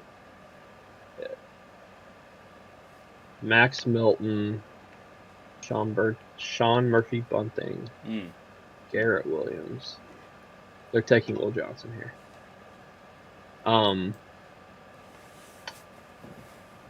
There's a lot of good edge rushers that are here. There's some good offensive line options here too that I like for them. And even I know it shows wide receivers in need, but I mean they need somebody next to Marvin. I think Michael Wilson is an okay player. I think he's better suited as a wide receiver 3 and not 2. So taking a guy like Matthew Golden here or Luther Burden would make a lot of sense. And come draft day, I could definitely see that happening for them. But I'm still in on Will Johnson, man. Like I think his tape, like he didn't play as great this year. He wasn't bad, but I just think at this point this is so much value for him. I think he might even be day one their best corner. And they obviously I just named their corners off. Yeah, I mean they need help there. I know they like to run a lot of. I mean they put a lot on their corners too. I mean if you look at, they haven't really been able to because they haven't had that guy. But when when Gannon was with the Eagles, like they really relied on those corners. I mean obviously they had a great pass rush too, but the scheme that they want to really run is going to be reliant on the corners being able to give those defensive linemen and edge guys enough time to where they don't have to blitz and still get pressure and the corners, obviously be able to cover long enough. So I think Will Johnson's just a good value here for them. Yeah. 16. I agree. Which brings us to the Bengals, and the Bengals have already lost Sam Hubbard to retirement. They're probably losing Trey Hendrickson to a trade. So with all of the edges that are still available, I'm just going to take Mike Green for him and not really think too much more about it. Again, like you said, he looks like a freak. He looks like a very good edge rusher. Somebody that needs help, or not somebody that needs help, but somebody who can really help out a team who needs it. And make a difference, even if he is the only real edge rusher that you have. And maybe they don't trade Trey Hendrickson. You still need one on the other side of the ball anyway. Mike Green would be a real difference maker and just an animal, I think, coming off that edge. I don't want that to happen because I'm looking forward very much to having Trey Hendrickson and Myles Garrett out of the division. But, I can't pass up on it when it's value like that here. Yeah. No, I think that's awesome value. I can see him going top 10 like we just kind of talked about. So Yeah, that's a great pick for them. I think obviously if they can find a way to keep Hendrickson and then just put Mike Green on the other side, that would be incredible. But either way, it's going to be a need for him. All right, man. The Seahawks. The Seahawks are always a really hard team to pick for because they don't tip. They're like another one of those teams that kind of don't. They don't typically do what everybody thinks that they should do, or which isn't a bad thing necessarily because when it works, it's awesome. But when it doesn't, then obviously everybody's like, how could you take Rashad Penny there? Like you already have Chris Carson. That's stupid. Blah blah blah. You don't even use him. Jesus But when you Christ. take someone, yeah, yeah. But you take good players that hit. Obviously, nobody's questioning you. So you can sit here and look at their needs. Interior offensive line, obviously, they've needed forever. I don't think they're going to go that route. I think they could. In this instance, I'm going to say they're not going to go that route. They typically don't draft them this high. There's some really good edges here that I would love for them. And I think Pierce would be awesome for them. Mm-hmm. I'm not even a big Michael Williams fan. But he's their type of edge, and I think this is about the spot where I'm like comfortable taking him. Jalen Walker would be an awesome fit for them. I think Nick Scorton is underrated, and we talked about him earlier. I could see him going above these other guys and them taking Nick Scorton because he's also their type of pass rusher. And I was saying how the Seahawks are going to do their own thing, and when it hits, nobody's going to question. Well, we're going to talk about hitting. Let's go ahead and give him good old Nick Emmanwori here at safety. We talked about Pete Carroll and the Seahawks getting their Cam Chancellor. Well, let's actually give him to the Seahawks, man. And let's give him to the head coach who was with the Ravens a couple years ago. And I remember reading he was the one that really wanted Kyle Henry. Mm-hmm. And I know that they're not the same type of player. But I think you might have given them even more last week. I don't remember, but I think I did. He's a lot like he's hard to comp. He's similar to, I would say, Kyle Hamilton with Derwin James. Like he's in the middle of those two guys. So this just seems like a Seahawks pick to me. Mm-hmm. So much. Yeah, I agree. I think that you could go a couple directions for him too. I might have given him Schweizinger too. No, because I gave him to the Rams, I think. Yeah, you did give him because you're like he's gonna stay in LA. Yeah. There's a handful of ways that they could go. You could talk about wide receiver too because they might lose DK. That was the other thing I was gonna say. And I thought if Tet was still there, I probably would have done that. Oh my god, if Tet was there, I would be over the moon if I was them. But he almost made it, Yeah. He almost made it. He wouldn't have made it past Cincy probably though, because then they could just trade T Higgins. But anyways, that's a whole other tangent. I still probably would have gone Mike Green, but it's a harder conversation at least. Brings up the Buccaneers, who have had a need at edge rusher for 147 years, I think. So I think that I'm just going to take one for him here. And maybe that should be Pierce, but our boy Donovan over here showed up really well, I think, this year on tape, but also showed up really well at the combine as well. Yeah, he did. He's good. So I'm going to take him. Pierce, I think, has a ton of upside and talent. There's some character concerns for him. I know that last week I just pretended like that didn't exist and took him in like the top 10 or something like that. But they do, realistically, and that is cause for concern for some teams. It really just depends on how they identify that and what they make of the situation. I don't know how the Buccaneers typically handle things like that with character concerns. But they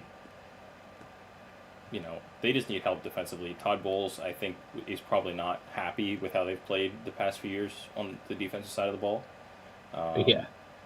And we know that they're not shy about taking guys who are conventionally undersized a little bit. They did it a couple years ago with Kalijah Cansey, and I think that's played out fairly decently for him. I don't think he's been like the best defensive tackle in football, but I think he's been fairly solid at least. Right. So Donovan, I'm not even going to try his last name. He's going to be my pick here at 19. I think it's Iziraku. I think it's how I heard it said once. So who knows if it's right? I think so too, but I'm just going to let you say it and Iziraku, whatever. Yeah, I don't know. Later. Yeah, sure. Man. Okay. The Broncos.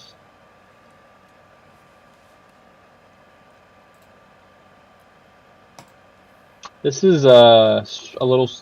If it played like this on draft night, I'll be honest. I think there are so many players that I'd like that if they could trade down 10 picks, stay at the bottom of the first round, I would be fine with that. Mm-hmm. They don't have a 5th round pick. Obviously, I don't want them to only get a 5th round pick for moving down, but gain an extra pick. Yeah, Colston Loveland's just the pick everybody's giving them, and it seems, I think you did it last week. I've done it so many times. They need that joker, that tight end running back. I do think they add in free agency to possibly both positions. I don't think that stops them because I don't think they're going to be adding anybody that's like, that they're going to sign for more than a year or two. You're also not drafting you're not going to be adding anybody at either of those positions that is a first-round talent. No. I mean, you might add somebody like if they got Juwan Johnson, I think he's good enough to start. I mean, we had way less last year and we're fine. Right. But yeah, you're not stopping from taking Colston Loveland. I'm not going to do that this time. I'm honestly kind of tired of seeing it. As much as I would be happy with it, very, very, very happy with it. Then it puts me in this weird situation. Obviously, defensive line, I think is a need for them that isn't being talked about. I almost didn't give Eamon Ward to the Seahawks just to give him to me at 20, but I felt that was malpractice to do, so I didn't. I would have let it happen. I know, but man. So this is also what I'm thinking on draft night here. I talked to you about this privately. I think that they could take running back. Like I could see them just taking a running back if they just love one. Sean Payton's taken running backs in the first round multiple times, and my problem is I think Hampton for sure is going at least close to the first round, and I think he'd be an awesome fit with us. But is he that joker type of running back? No, not really. Is he good at catching passes out of the backfield? Yeah. Is he elite at it? No. He's good at running people. He's very Jonathan Taylor-esque. Mm-hmm. And there's part of me that wants to just be like, you know what, TreVeyon Henderson in the first round is such a good fit, but I'm having trouble doing that because I don't know if it's realistic. This is an exercise in futility. Correct, but I also don't know. I don't think it would be my choice. I think I'd rather wait and see if we could trade up in the second round to get him. And if we miss out on him, then there's other running backs to get. So I'm going to go ahead and go with my golden boy of the draft now, and Matthew Golden. I hate you.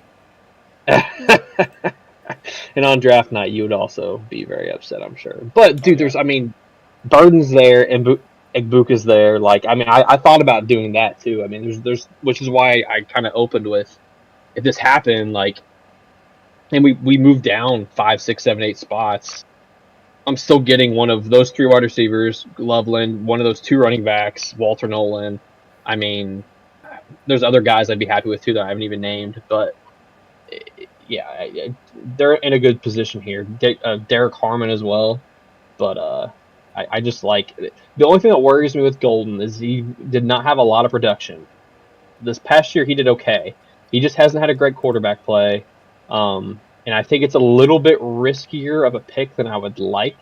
But I know that if Sean Payton and George Payton were making that pick, that they felt pretty confident in him. So I'm gonna pretend that they feel the same way that I feel and just get Bo Nix a weapon.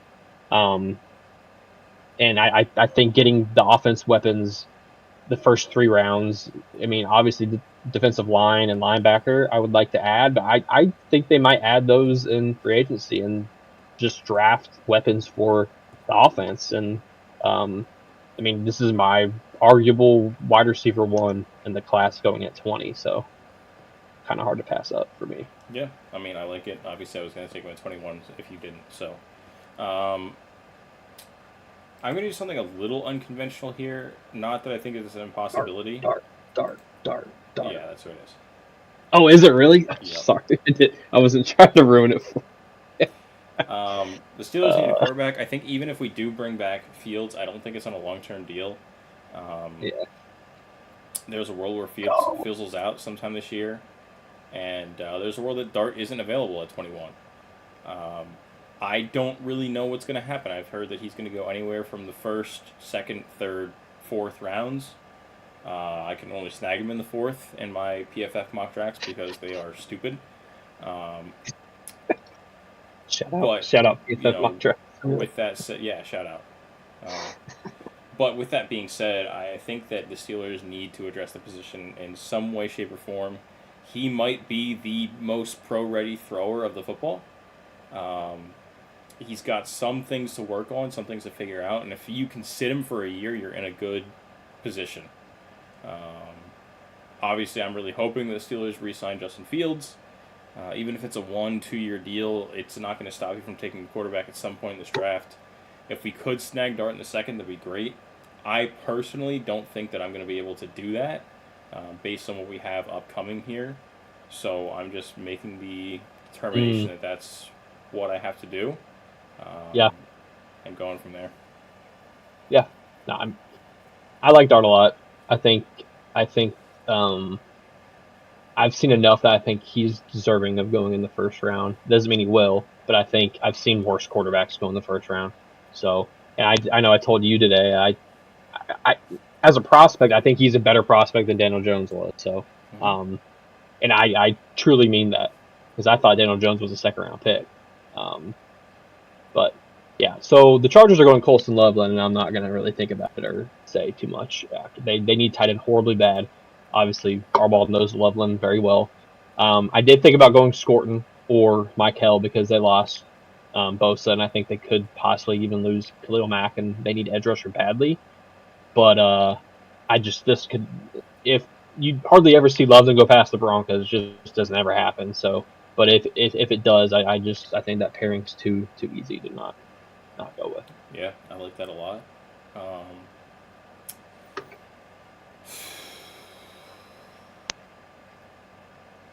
Packers, I'm going to give them James Pierce. They need edge rushers.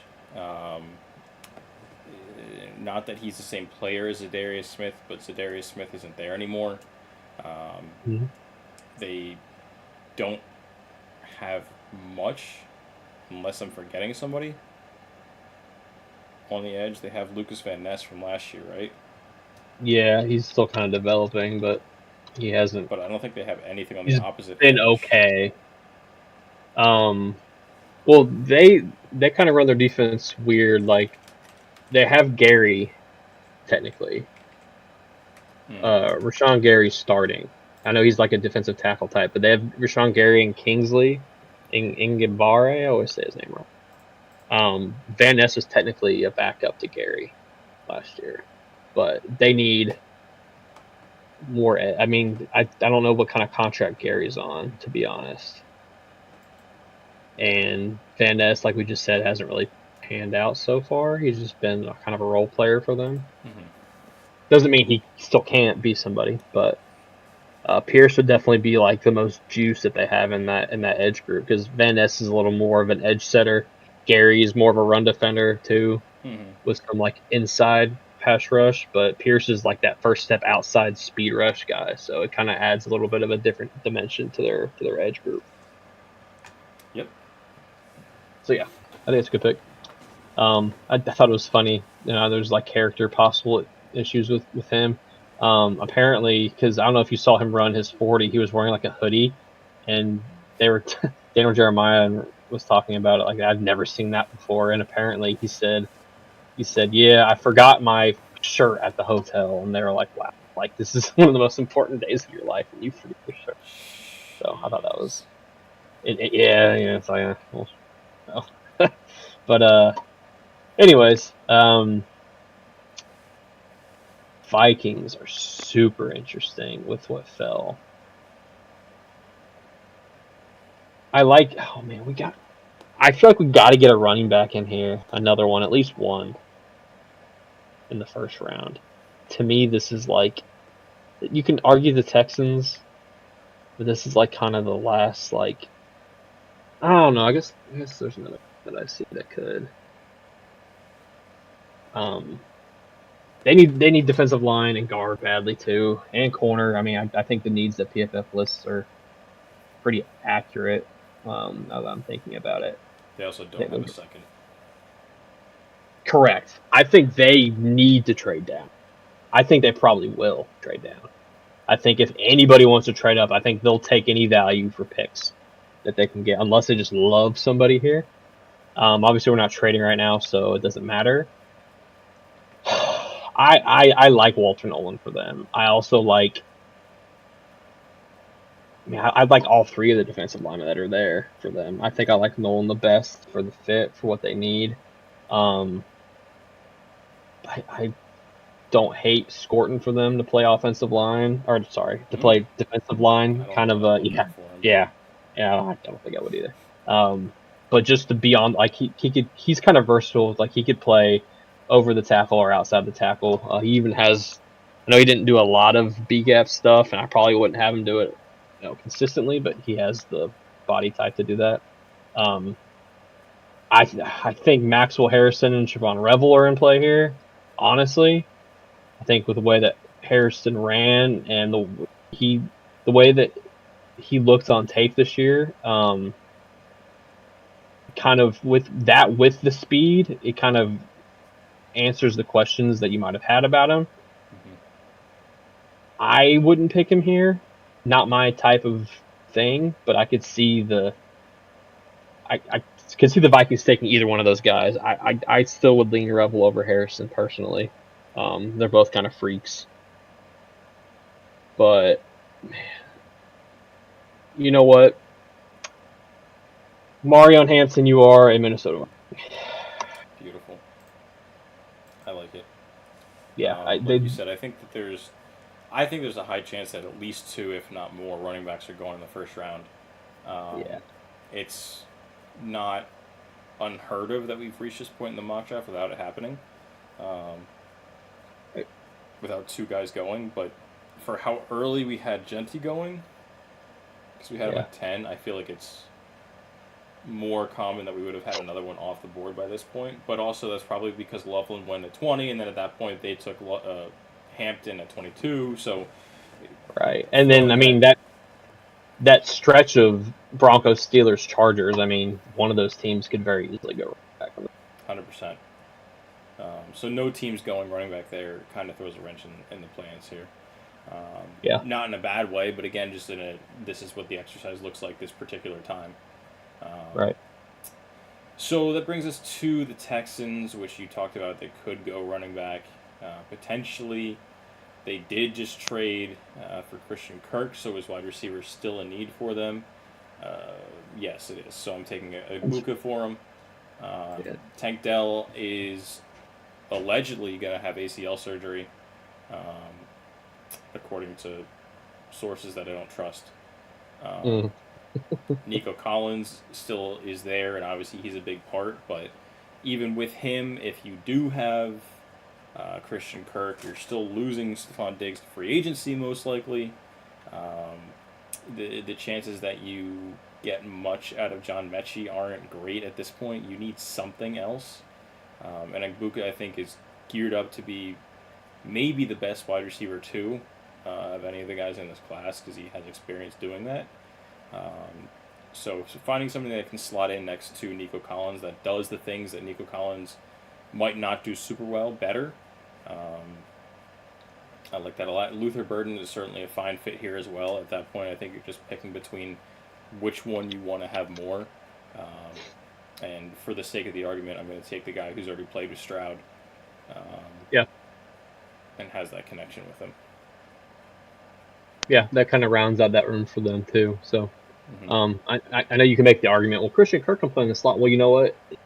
Ibuka can play on the outside. He's done it a lot, so he's not kind of stuck there. And Kirk's not either. They've both played, pretty much all three positions. So it kind of just gives you flexibility in your formations, and you can move guys around if they all know how to play each spot. It just makes it harder to guard them. Right. And the investment that you have in Christian Kirk is $18 million and a 2026 7th-round pick. So, frankly speaking, they have less invested in him than the Steelers had invested in Mike Williams this year, and we didn't use Mike Williams at all. So, pain. Rams. I've been giving them tackle. They signed Alaric, or whatever you say his name, Jackson, Alaric. And they have Havenstein on the right tackle. I don't think that they go tackle here because I think they are fine. They think they're fine. You can make an argument that they need a center. I know it doesn't list that, I don't think, as one of their needs, but Bo Lemmer is just a guy. Kevin Dotson at guard is just a guy. Wasn't Kevin Dotson like an All-Pro last year? If he was, I missed it, but I don't know. Unless he just had a really good year, and because before he's just kind of been a guy, which is possible. It is possible that he just had a good year. And I guess I wasn't saying he's bad. I think they have room to take an interior guy, but I'm gonna give him Luther Burden. I'm gonna give him Luther Burden. I think it's a very unconventional pick, but they're not keeping Cooper. When your GM it literally says that we're looking to trade this guy, we don't want him on a roster, pretty much. Like, you're not keeping him. They signed Tutu to a 1-year deal. Whatever. I think they just like him as like that. Like, Sean McVay has a role that he likes Tutu playing. It's stretching the defense. It kind of keeps the safeties back, and I think that's why they wanted to keep him. Which makes sense. But if you get Puka, and if someone's going to use Luther Burden in like the type of role he needs to be using, I think it's Sean McVay. They have a need at that position still. Because I think they're losing Cooper Kupp. They like to spread the wide receivers out. They have Jordan Whittington. I think it's the only other wide receiver that's under contract, and he, could develop into something. He had an okay preseason, but with how the board fell, with them not needing a tackle, I could see them just taking another defensive tackle to add to that line. I thought about that. Darius Alexander would be kind of fun next to Fisk. But I just like the idea of thinking, and typically at the end, and this is a silly reason, but at the end of the first round, you kind of see like these wide receivers go in pairs sometimes. They just go back to back, and it just feels right to me for him to go here with fit in the way that Sean McVay could use him, and then how he also pairs with Puka, because I think they're very different. They're very different types of wide receivers, so they would pair well together, I think. Yeah, I like it. All right, best player available here. Yeah, but do I want to get a little bit, just a little bit spicy? Yeah. Look, I'm down for some spice. The Ravens have a type at a particular position. Said position seems to be pretty well staffed for them, I would argue. But their top guy is a free agent at the end of 2025. And the guys that are behind him have battled injuries and have never really proven anything on the field. Have been taken later in the draft, things like that. So, just for the sake of this particular exercise, I'm going to send Trayvon Henderson to the Ravens. They like their speedy home run hitters who can contribute in more ways than one. I think he immediately steps in above Keaton Mitchell, above Rasheen Ali, above who's the other one? Justice Hill. Justice Hill. And again, Derrick Henry played very well last year, but he's not getting any younger. You don't know when something might crop back up with his foot injury from the past few years with the, I think he said plantar fasciitis, which doesn't really ever go away fully in my experience. You can mitigate it to an extent, but that could flare up at any point in time.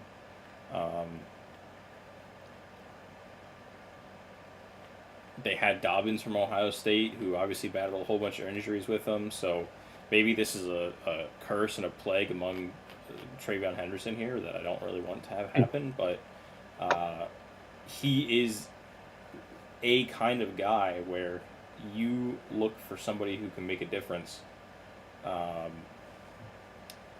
Is it their biggest need? Maybe not. If Luther Burden was still here, am I going Luther Burden? Probably. Should I go tackle? Maybe. Ronnie Saley's a free agent.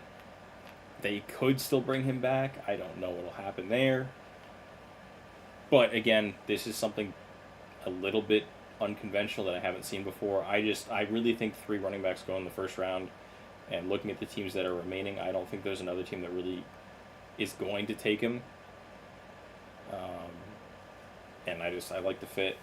As much as I would hate it, again, as a Steelers fan, I like the fit for the Ravens. I like the fit for Henderson as well. I hate you, but yeah, I like it. I hate you, but I like it. I would argue he fit really well with the Commanders. True, and they are in the position that and they could Cliff, take him. And they have Eckler and Brian Robinson. Yeah, it's true. But I just want to throw that out because that was one of the teams I was thinking about earlier when I said, no, I guess they probably could. Technically, the Chiefs could too. Yeah, I'd hate to see him on the Ravens, but yeah, I would too. I do get what you're saying. They could definitely. I mean, they like to run multiple. I mean, they could run multiple back sets and multiple tight end sets. They don't have to rely on their wide receivers, so a lot of sense. The Lions just want to take the most like. Darius Alexander seems like a Lions pick to me as much as I don't know. I mean, I think they could use anybody on the defensive line. It doesn't say D-line, but D-line edge. Michael Williams has the size that I think they'd like, but I no pun intended with the team he played for. I'm not sure he has that dog in him that Dan Campbell likes. It's not going to bite from what I've seen. Yeah, exactly. Scorton's tempting. I think he does have a little more of that dog in him that they'd be looking for. But I'm really between 2 players. Gray Zabel, because they need interior offensive line and a possible center replacement, and I think he could do both.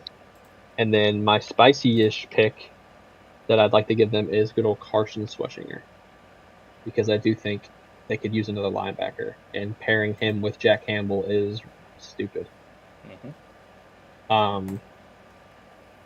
But for this particular exercise, I'm going to give them Gray, because I think it's a bigger need for them, and the way that they run, the way their offense works is kind of like the Eagles. They have the better trench play, and it just works for them. And Gray Zabel is definitely a kneecap biter.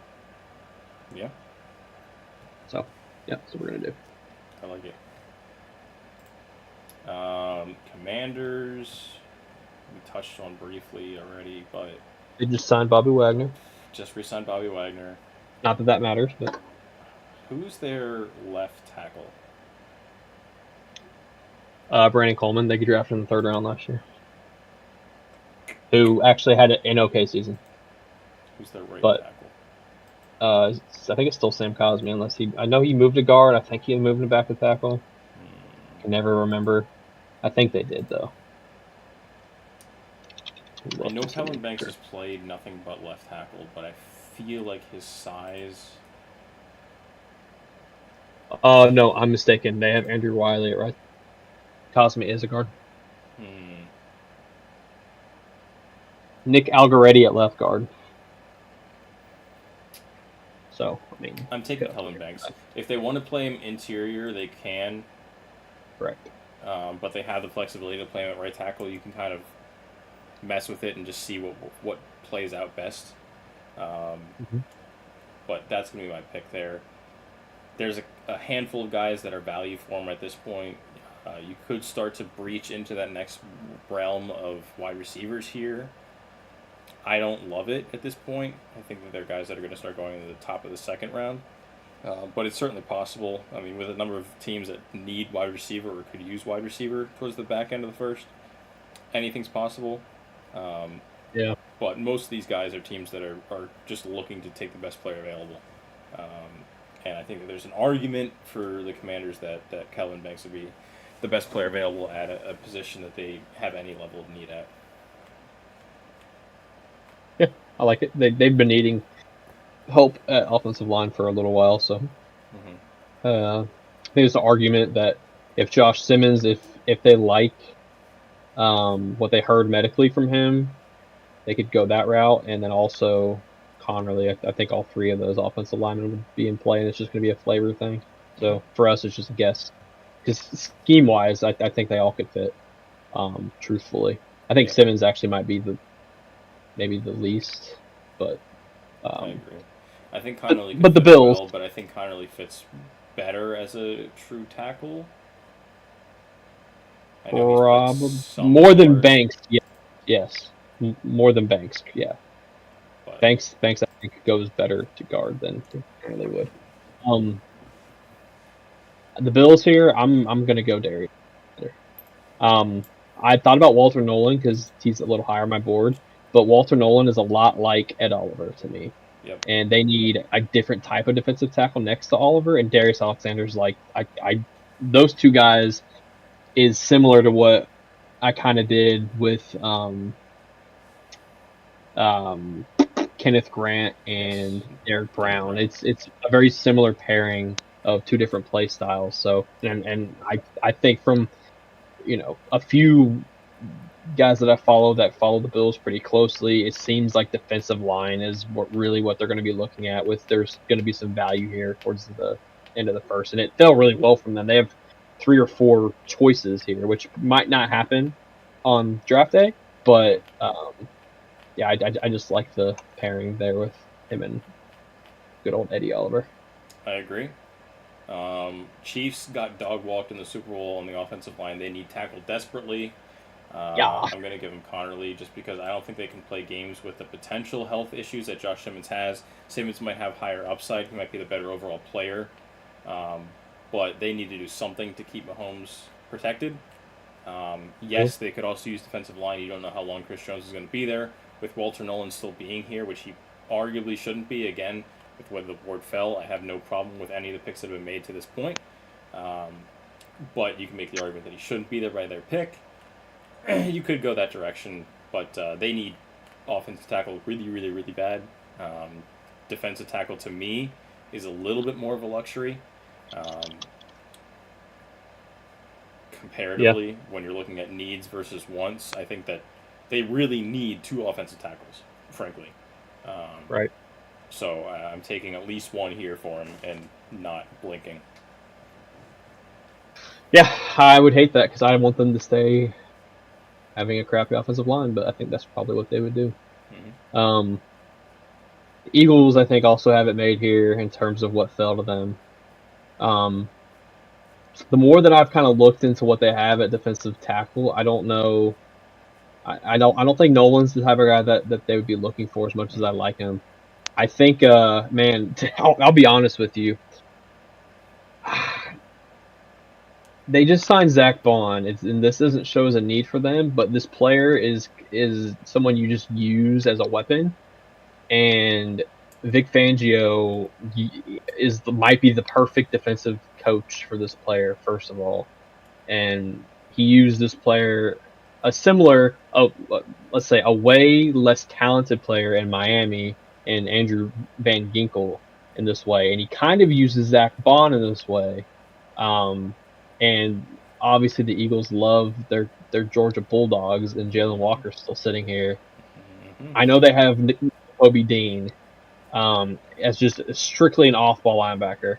I don't like Jalen Walker as an off-ball linebacker. Truthfully, I think his tape was not good as an off-ball linebacker. It was very. He'd probably be a 3rd or 4th round pick, at best, if that's what they were drafting him to do.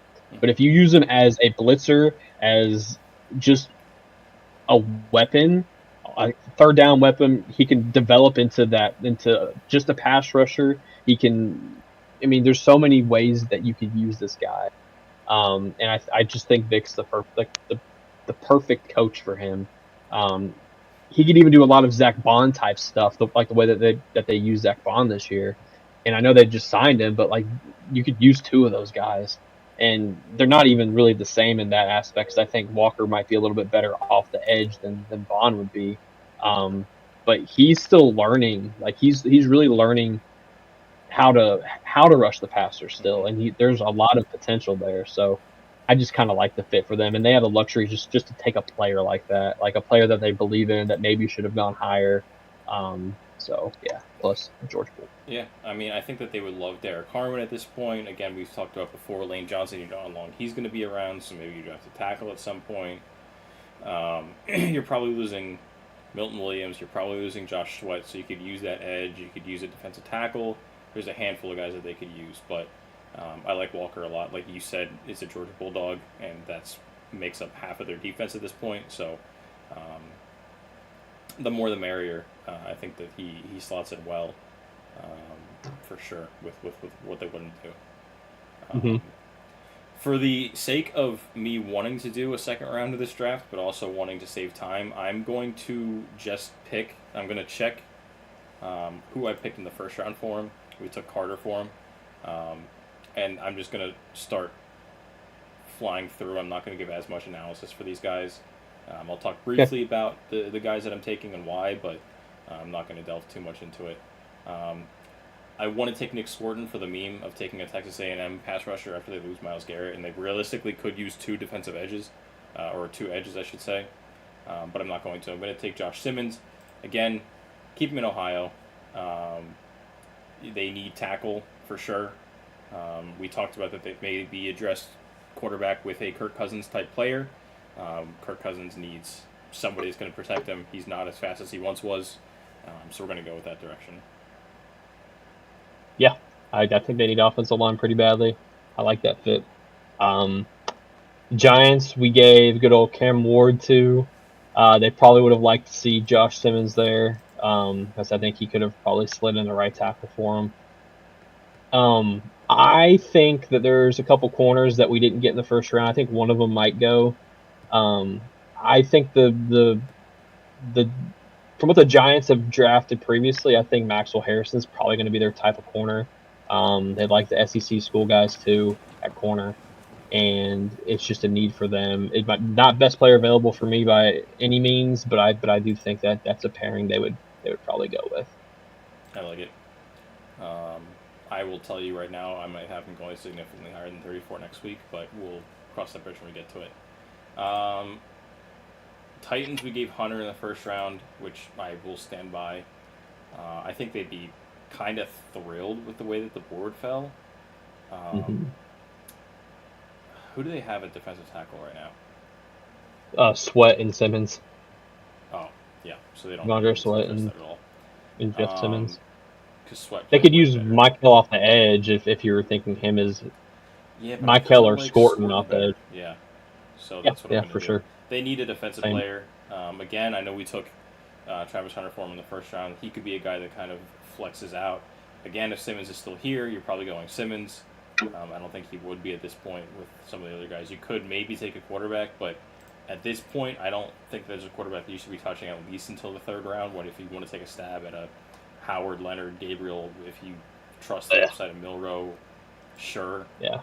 I don't love it, but I don't think there's a guy that you should be touching in the second round at this point.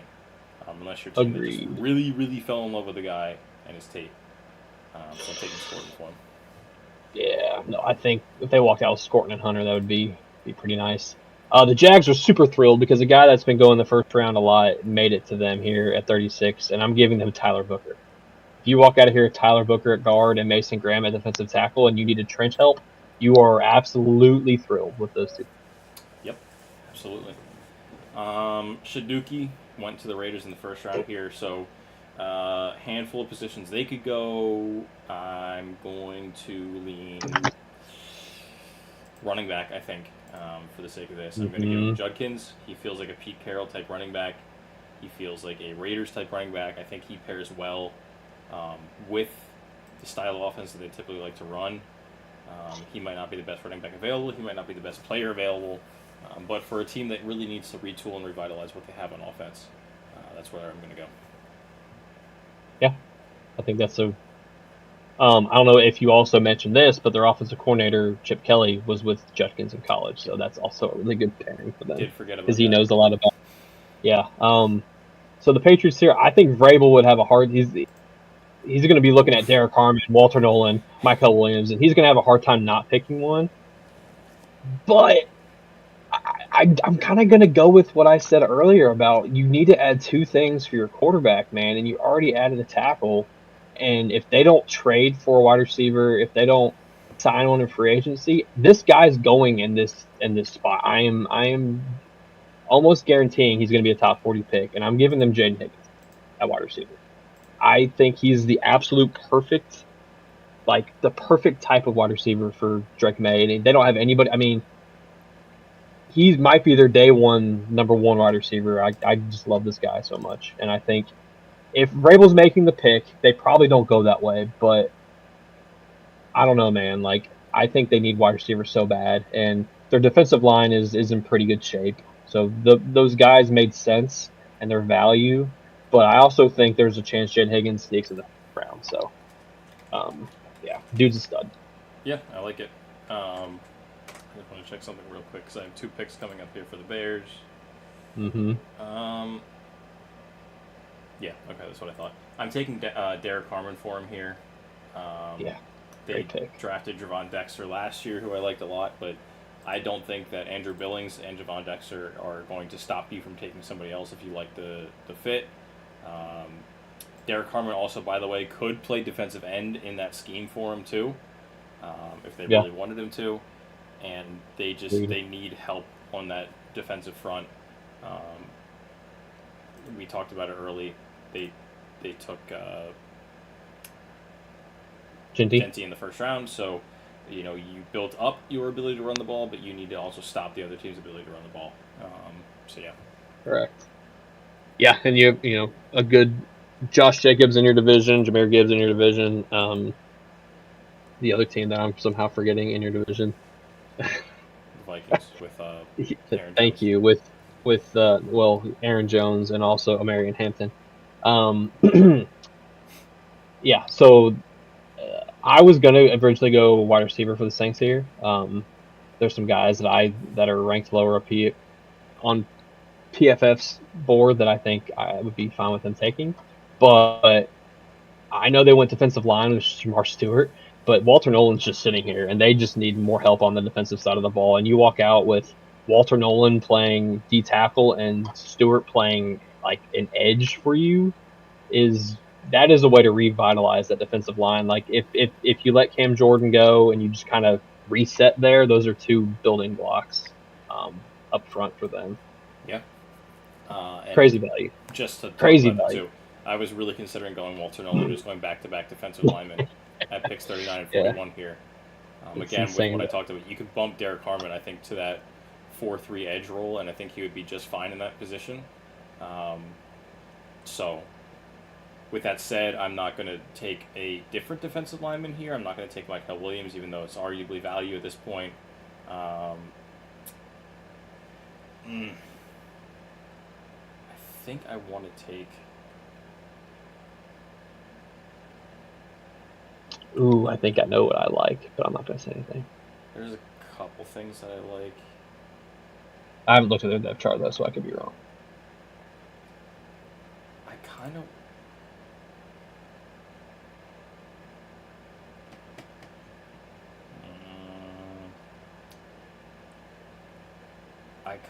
like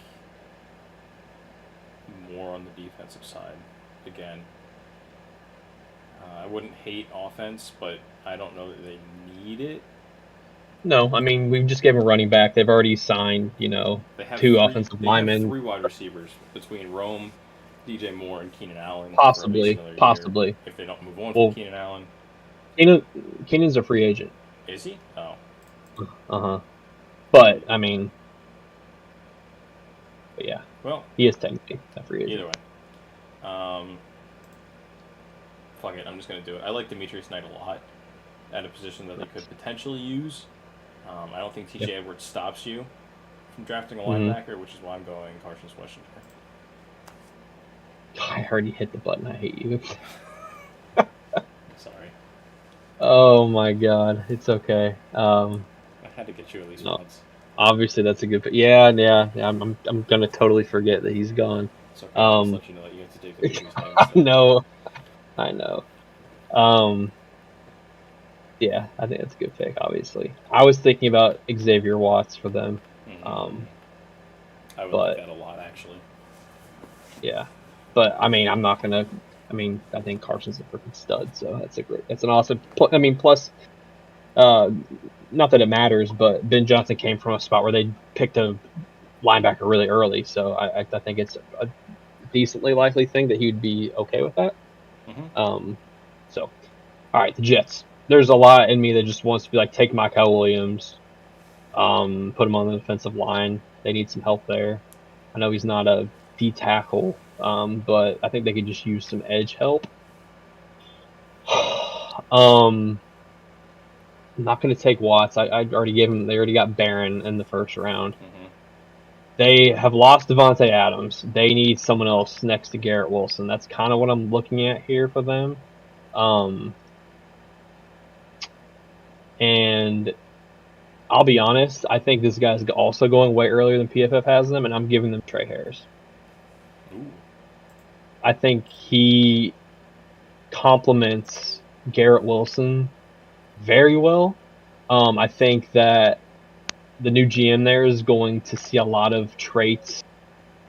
He's really a bully at wide receiver. He's going to run block like crazy. He has the athleticism. He has the size. He wants contact. Like he's been productive for 3 years really. And I'll be honest, like I think him and Higgins are one of those guys I would not be shocked if they go in the first round. And I think that he really complements what Garrett Wilson does well. And it gives you someone that can be on the outside. And Garrett Wilson can either play the other, like the Z, or he can play the slot and really open some stuff up for him there. So yeah, I like it. And the fact that he is a dog, I think Aaron Glenn's gonna, because he might be the biggest dog wide receiver in the entire class, to be honest. Yeah, and I think that the Niners are pissed because they probably would have liked him a good amount. It's their Deebo replacement. It's true. It's true. Is that really who you were gonna go? I didn't even think about it, to be honest. But then when you started talking yeah, about he it, was like, pretty damn, far he down would have for. been. He's like in the 80s for PFF, so Yeah, I don't think he's stupid. I Shout don't out think PFF he's going for letting that us use their dog shit website. Hey, I do get it for free. So. Yeah, that's true. Oh man, there's something you have to do here. Just talking kidding. about You don't Ravel? have to. There's two things. I would like that too. So I guess not something you Well, have hold to, on. but What are there's. you tell me the things that you're talking about. Well, okay. If Joey Bosa signs there, then no. I just thought about it. Nick Bosa.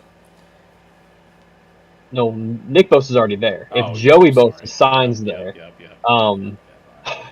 I told you. I think Mykal Williams here would be nasty. I did think 'cause about I think that, but the reason I'm there's a specifically not chance going that he is because goes of to Bosa. them in the first round because Yes. NFL loves guys like that. Yes. Like he could go at 11. I would hate it, but he could go at 11, and a lot of people would just be like, "Oh yeah, whatever," you know. So, but obviously, if they go Joey, they probably don't go that way. I mean, they could, but there's another thing that I just thought of too. Actually, no, it can't happen. You already picked him. I hate myself. Are you talking about Schwarzenegger? To replace Greenlaw, yeah. Well, and I don't Demetrius think Knight could also be the same. he could. But that's not their type. I know. The way it's that not he exactly plays their type. just isn't their type. I mean, you could still do it, but I like Schwarzenegger for them way more.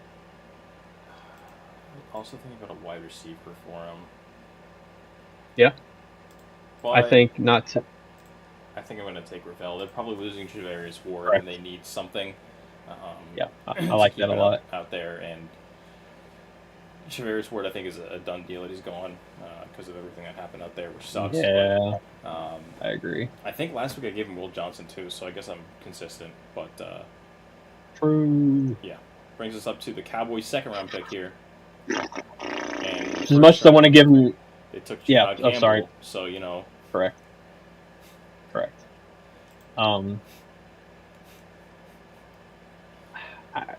I was originally. Wait, what? Michael is sitting right there.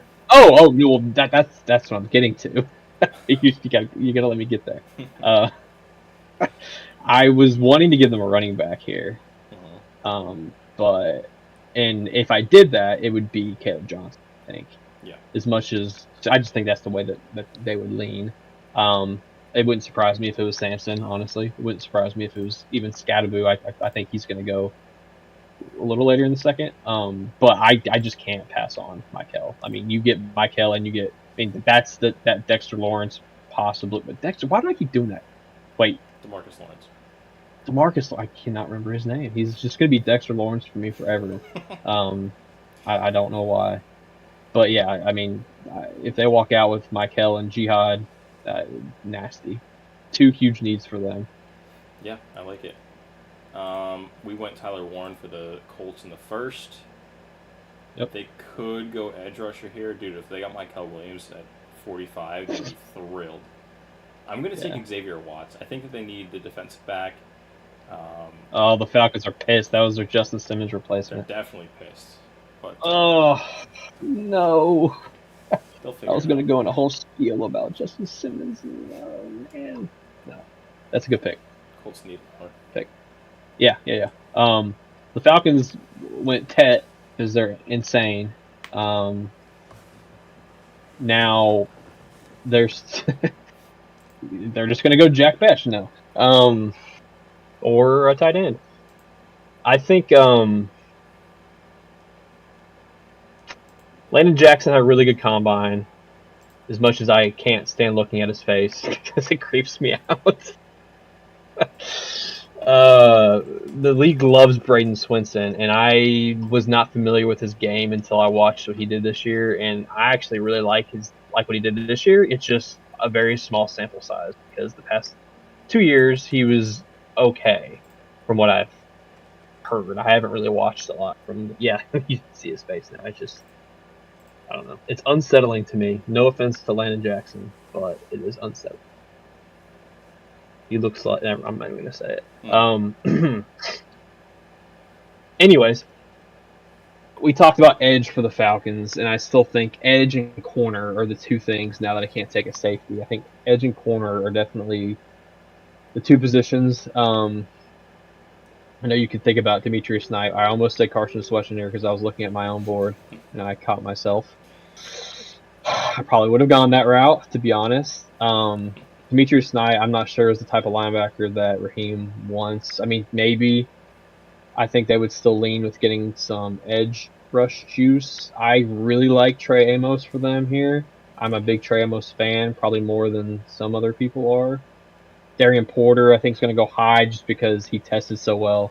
He is only started for 1 year, and I think he's 24 already. Like, he's been in the college for a while, but really only had 1 true starting year. So that's a red flag a little bit.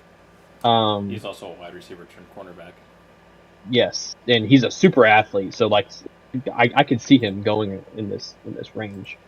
Kyle Kennard, I think, is ranked a little lower than I have him. I think he's a safe edge pick. There's a lot of edge guys, really. I just named a bunch that they could go with. Princely, I didn't even talk about yet. But I'm going to go back to Braden Swinson. I think the league likes him enough. And I think out of all the guys I named, he had the best year. And, he's a good... Okay, he's an okay run defender, but he isn't an elite edge first step guy. He's very similar to James Pierce in a way. I think he has a little bit of heavier hands. I think he is definitely one of those players, though, that is going to need some time. I think because he only really had. I mean, he's played 3 seasons, but he just has a lot of moves, like pass rush moves, and like understanding how guards pull and like lanes and stuff like that. He has a lot to work on for that still, but I think the Falcons would like his prototypical size and stuff. So I like it. Cardinals, we gave Will Johnson in the first round. They could use defensive linemen. mm-hmm. I think I might give him Tyreek here. Yeah, I can see them liking him. Yeah, pick. I like that actually. He might not be the best defensive lineman available for most people right now. I don't think he is for me. I think TJ Sanders I would probably still have over him, but I agree. But they're very different players. Yeah, 100%. Cardinals are just a weird team sometimes as a defensive lineman. Yeah. So I'm going to take Tyreek for him. Yeah, I like that. Dolphins Starks in the first. Yeah, they got Starks. I'm hoping that they just really fix their offensive line a little in free agency.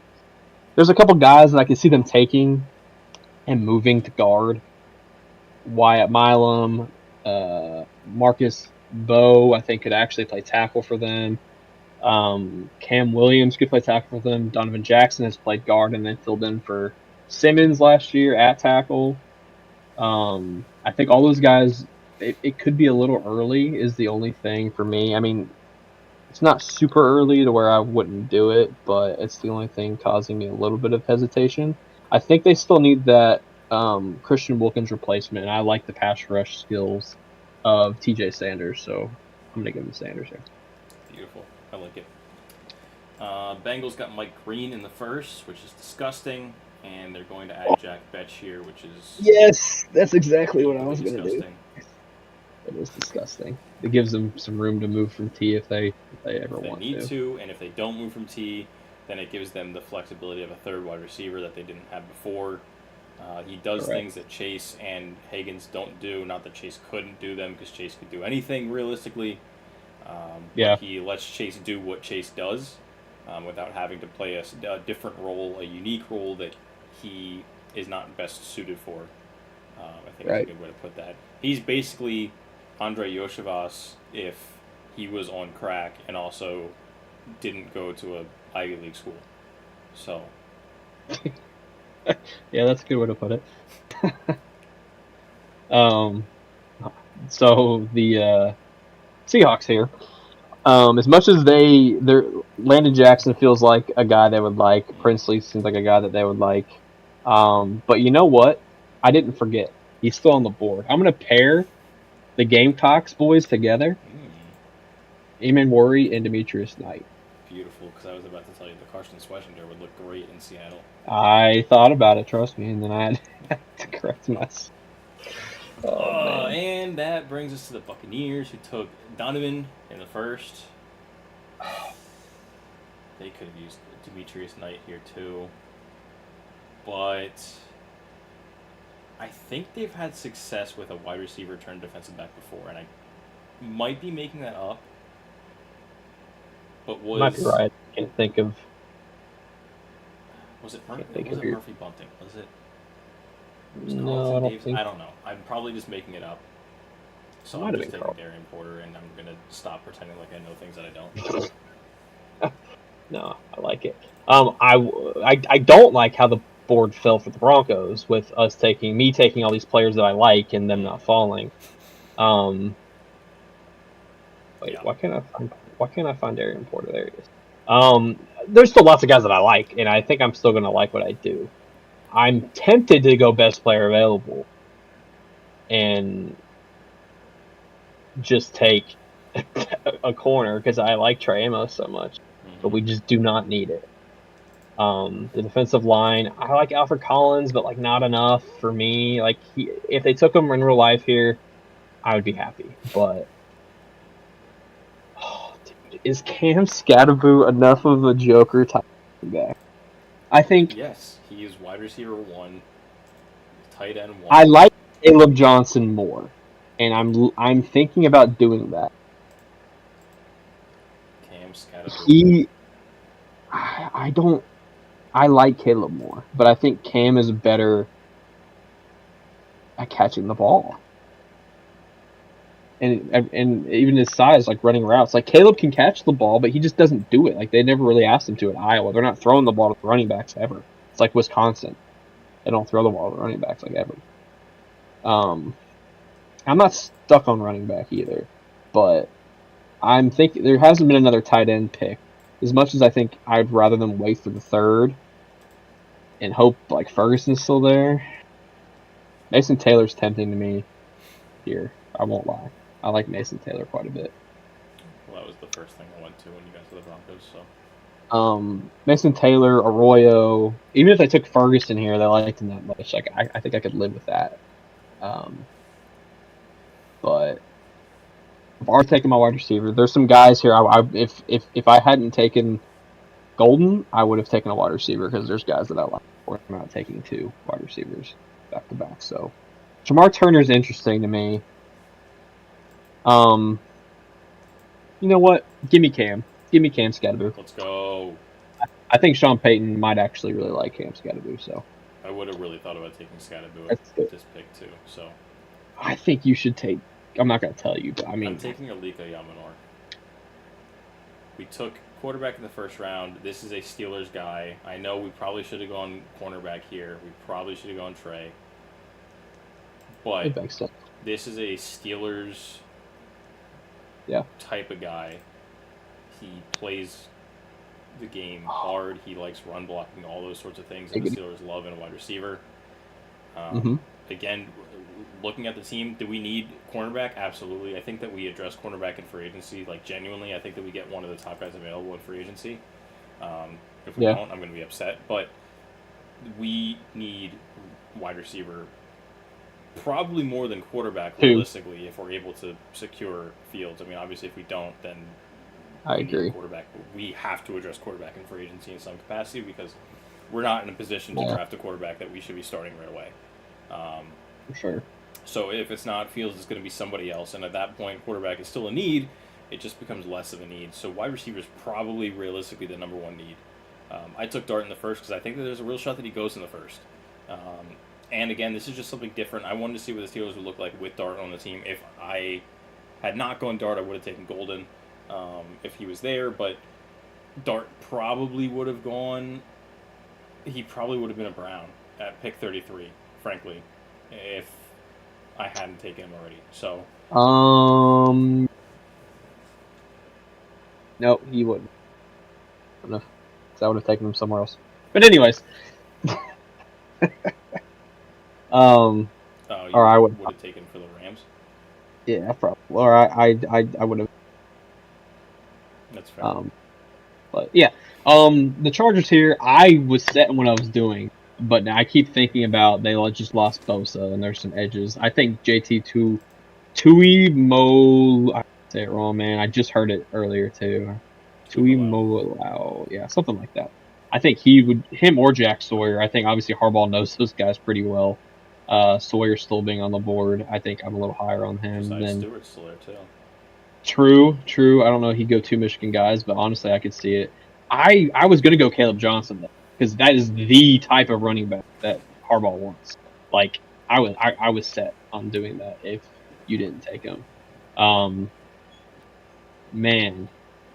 But I guess they could pretty easily sign J.K. back for cheap and then just get someone later. There's just so many guys that, I mean, they get Giddens later, Devin Neal, Martinez. I really like the fit with that, but I'm going to go with Jack Sawyer. Beautiful. Because they need edge. Because that's who I was going to pick for them earlier if you didn't. So, Yeah. Replace Joey Bosa with a different Ohio State edge rusher. Exactly. Like you said, he's got plenty of experience with Harbaugh there, and just see what happens. Yeah. Packers got James Pierce in the first.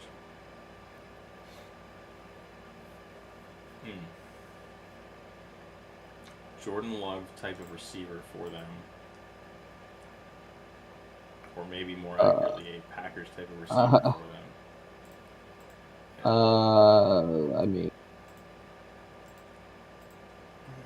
I mean, Savion is, sitting right there. I was thinking just Restrepo because it's just like another good like route runner. Yeah, I thought about that too. I think Trey Amos is kind of hard to pass up. He is, but I passed up on him so many times already. So what's the chance of doing it one more time? That's true. I think he's going next, anyways. I think.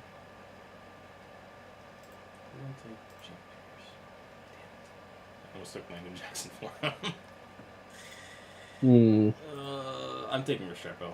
I think that Jaden Reed has had a good amount of success in that offense, and I think that they play a similar type of role, and I think that you can easily plug in an extra player that plays similarly, especially with some of Jaden Reed's injury concerns and things like that. So that's my play. I like that. I was totally going to go Amos, but I think it's just a meme at this point that we just, for some reason, let him keep falling. And the Bills have locked up Shakir, and they have Keon Coleman for a little while. They just lost Amari Cooper. I'm super. There's two guys that I think would really fit what they need here. I'm just higher on Jalen Royals than most people, and I think Jalen Royals would be a really good Josh Allen wide receiver. He's similar to Shakir in some ways, but he's also just a thicker play. Like he's less of just the down the field, catch the ball route runner guy. You could give this guy screens. He can make plays that way. And I thought about Noel for them or Noel. I don't know which one. I've heard it both ways, but he's kind of more of just that slot guy. He's also a bigger, like a thicker built wide receiver. I think they're pretty similar in that way. Hang on. I think that's what I'm going to do. I'm kind of talking myself out of it. No, I'm not. Jalen Royals. He's going second round. I like Jalen Royals. Bang. Like it. I took a Buka for the Texans in the first. Shamar Turner stays in the state. Goes to Houston. That's funny. I was just thinking Alfred Collins stays in the state. The exact second. Also that thought you that said first, but then I saw Shamar Turner there instead, and I said, Yeah. "Book it." No, I like it. I just saw Collins' name first. I think that's why I did it. Yeah, the Panthers are taking Trey Amos here. I'm not even going to talk about it. They need corner help next to Horn. Horn can't stay healthy. Yeah. And the Ravens get Landon Jackson, who could have gone in the first, and I hate myself. That or even JT or Princely, really. So they have good options there. Oh, that's funny. They got Gray Zabel, the Lions did, and they're gonna go with JT here. Tuomio Lowy. Mm-hmm. I don't know if they're gonna get another edge. I actually really like Jared Ivey for them. And dude, hang on. Did you already take him or no? Yeah, I did. Okay. If Jack Sawyer was still there, by the way, that would be. Yeah. I mean, I think I've given Jack Sawyer to them in the first before, so. Yeah, I think he's falling a little bit because of his pass rush juice just isn't quite there, but he's just a safe run defender. Like he can set the edge well, and I like a lot of his traits. I think the NFL likes freakier players at that position, so he'll probably fall a little bit. True, but then you have Aiden Hutchinson, who has looked incredible, but got passed up for a guy with more traits. You know which side of that I was on, so we don't got to talk about that. You and I were on the same side, but we talked ourselves out of it because of what everybody else was saying, and that's exactly what happened. I think, I was always pretty on board with him just going one. I was too, but we mocked him not going one a whole bunch because. Oh yeah, when we got to the predictive stuff, definitely did it a couple times. Yeah. All right, the Cammies.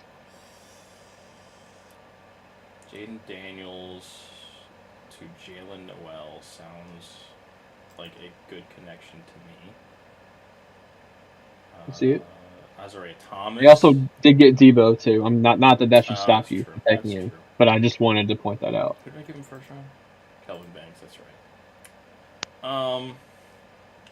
I'm really between Princely here and Azaria Thomas, I think. Kyle Kennard could go. Nicely. Yeah, I like that. The Bills are up again. They were really hoping Trey just kept falling a little bit. Man, something that I guess I'll wait a couple picks.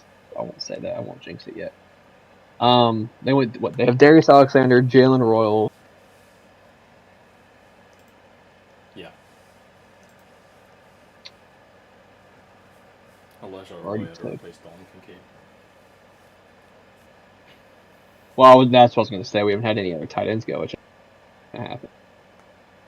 But then I was like, oh, the Chiefs. Maybe we'll take one. I'm between Chris Paul Jr. here for linebacker.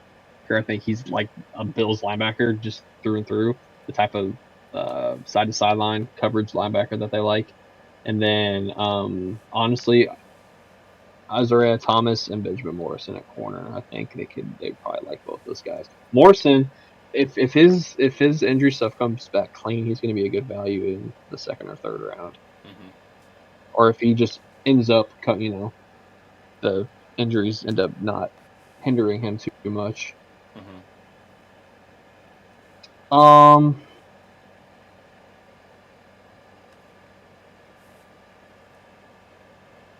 I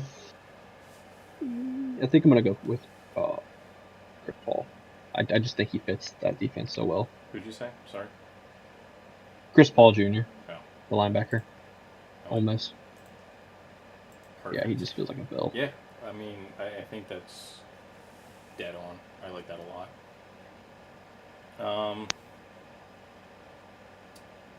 Chiefs go Elijah Arroyo. Maybe. Yeah. Well, I could see them going tight end for sure. I think they could have also gone Chris Paul. Depth right now at tight end that they don't have to necessarily. No. Something else that they do.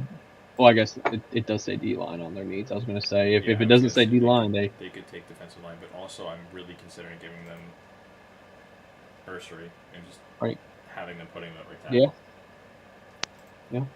I could also see, oh dude, Caleb Johnson, and they just say screw Pacheco. I also considered that. He's a better Pacheco. I also considered that. I didn't think about that. Give me Alfred Collins. Boom skis. The Eagles are probably mad. Probably. No, they're not because there's so many good players here. Still, dude, I really like Jared Ivey. They don't need him though, man. They don't really need anything. I see you have Donovan Jackson up there. Like, there's I just talked about this earlier. There's so many of these tackles that are going to be guards that are on the board. I had Donovan Jackson up when I was looking at the Chiefs. To be fair. Oh, okay. I'm just behind. One of those corners I was talking about is very interesting to me because they just got rid of Slay, and they could bring him back, and they obviously have two good. Yeah, they still have obviously two really good young corners. Mm-hmm. They could also take a tight end because Goddard's not getting any younger. Mm-hmm. If they really liked one, but there's something that I think I just like the pairing, and again, it's just a meme at this point. And I'm gonna go with Tate Ratledge at guard to replace what's his name, Mekhi Becton. Another Georgia Bulldog. I think he's just their type of guard too. Like I think he's a day one starter. Beautiful.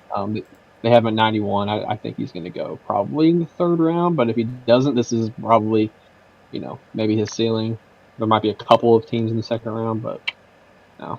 Can't pass on the Bulldog, man. I like it. There's some damn good players falling into the third.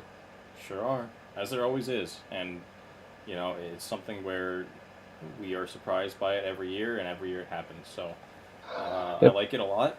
I'm sure next week's mock is going to look different. Yep. With the start of free agency, yeah, Yeah, exactly. We're gonna have should be more of fun. those chess pieces moving, more things falling into place at the start of next week's. Uh, yeah, the start of next week in general. So Yeah, man. come next Thursday, we're gonna have a better idea of what's gonna happen. I'm sure we're gonna be able to break some news, hopefully a couple times during the stream too. Um, Yeah, that'd be sure that sick. we'll break news on something that messes up a pick that we already did, but we'll see what happens and kind of go from there. So, All right, man. Favorite pick that you didn't make? favorite pick that basically you're Yep. saying favorite pick that you made, or Yeah. Just so far, or yeah, like first or second round, just the favorite pairing. man, I don't know. Emin I know I'm putting you on the spot, but Wari to the Seahawks, I think is a really good fit. Really good fit. yeah, Um, I agree. Tate to the Eagles is honestly a really good fit. Uh, Well, now you're cheating. I only said one. well, I know, You're only supposed to give me a little bit of a comp. I know. Michael Williams, if he makes it to the Cowboys, is a great fit. Yeah, I agree with that. Higgins, the Patriots miss out on one tall motherfucker named Higgins, and they get a different one instead. Uh, yeah, I would say if I was asked the same question, I mean, I asked a question I really wasn't prepared to answer it, so I'm sitting here looking at myself. Which it is what it is. I actually really liked, and I'll cheat too because you cheated. Jack Bech to the Bengals. I just think he fits really well with what Burrow could do. Mm-hmm. And he's such a physical, go up and get the ball guy like T, but he also has good route running and like understands where he needs to be. So And he's shiftier. it's yeah, he is shiftier. Um, and then if I had to give one more, it would probably be. I mean, I think Josh Conway to the Chiefs is just it's he fits their scheme so well at Mm-hmm. left tackle. He's just such a plug and play guy that um I think he just feels like a Chief to me. And then if I had to go one more, talked about Darian Porter, obviously, because you picked him, but I like Darian Porter going to the Bucks. He just seems like a Buccaneer. Yeah. Yeah. Even though I definitely made up the story about them having wide receivers, but that's neither here nor there. Well, I mean, even besides that, like I feel like Bowles likes the longer athlete guys, and they tend to take guys that might need a little bit of developing too. So Yeah. at that position at least. So yeah, all right, man, good stuff. Oh yeah.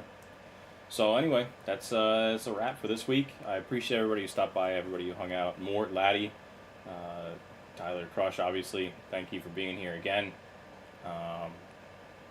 Appreciate it greatly, and look forward to seeing everybody back here next week. Probably same time, Sure. same bat channel. And again, might be going straight into a MLB stream. Might be taking a break, coming back. We'll see what happens. But MLB The Show will be on this channel sometime in Oh, the next week and some like, change. subscribe, hit that noti bell, baby. Exactly. Like, subscribe, hit the bell for more. Thank you all so much for being here. Thanks for hanging out. I really enjoyed doing this, just myself, selfishly. It's an opportunity for me to nerd out over football, which is something that I love.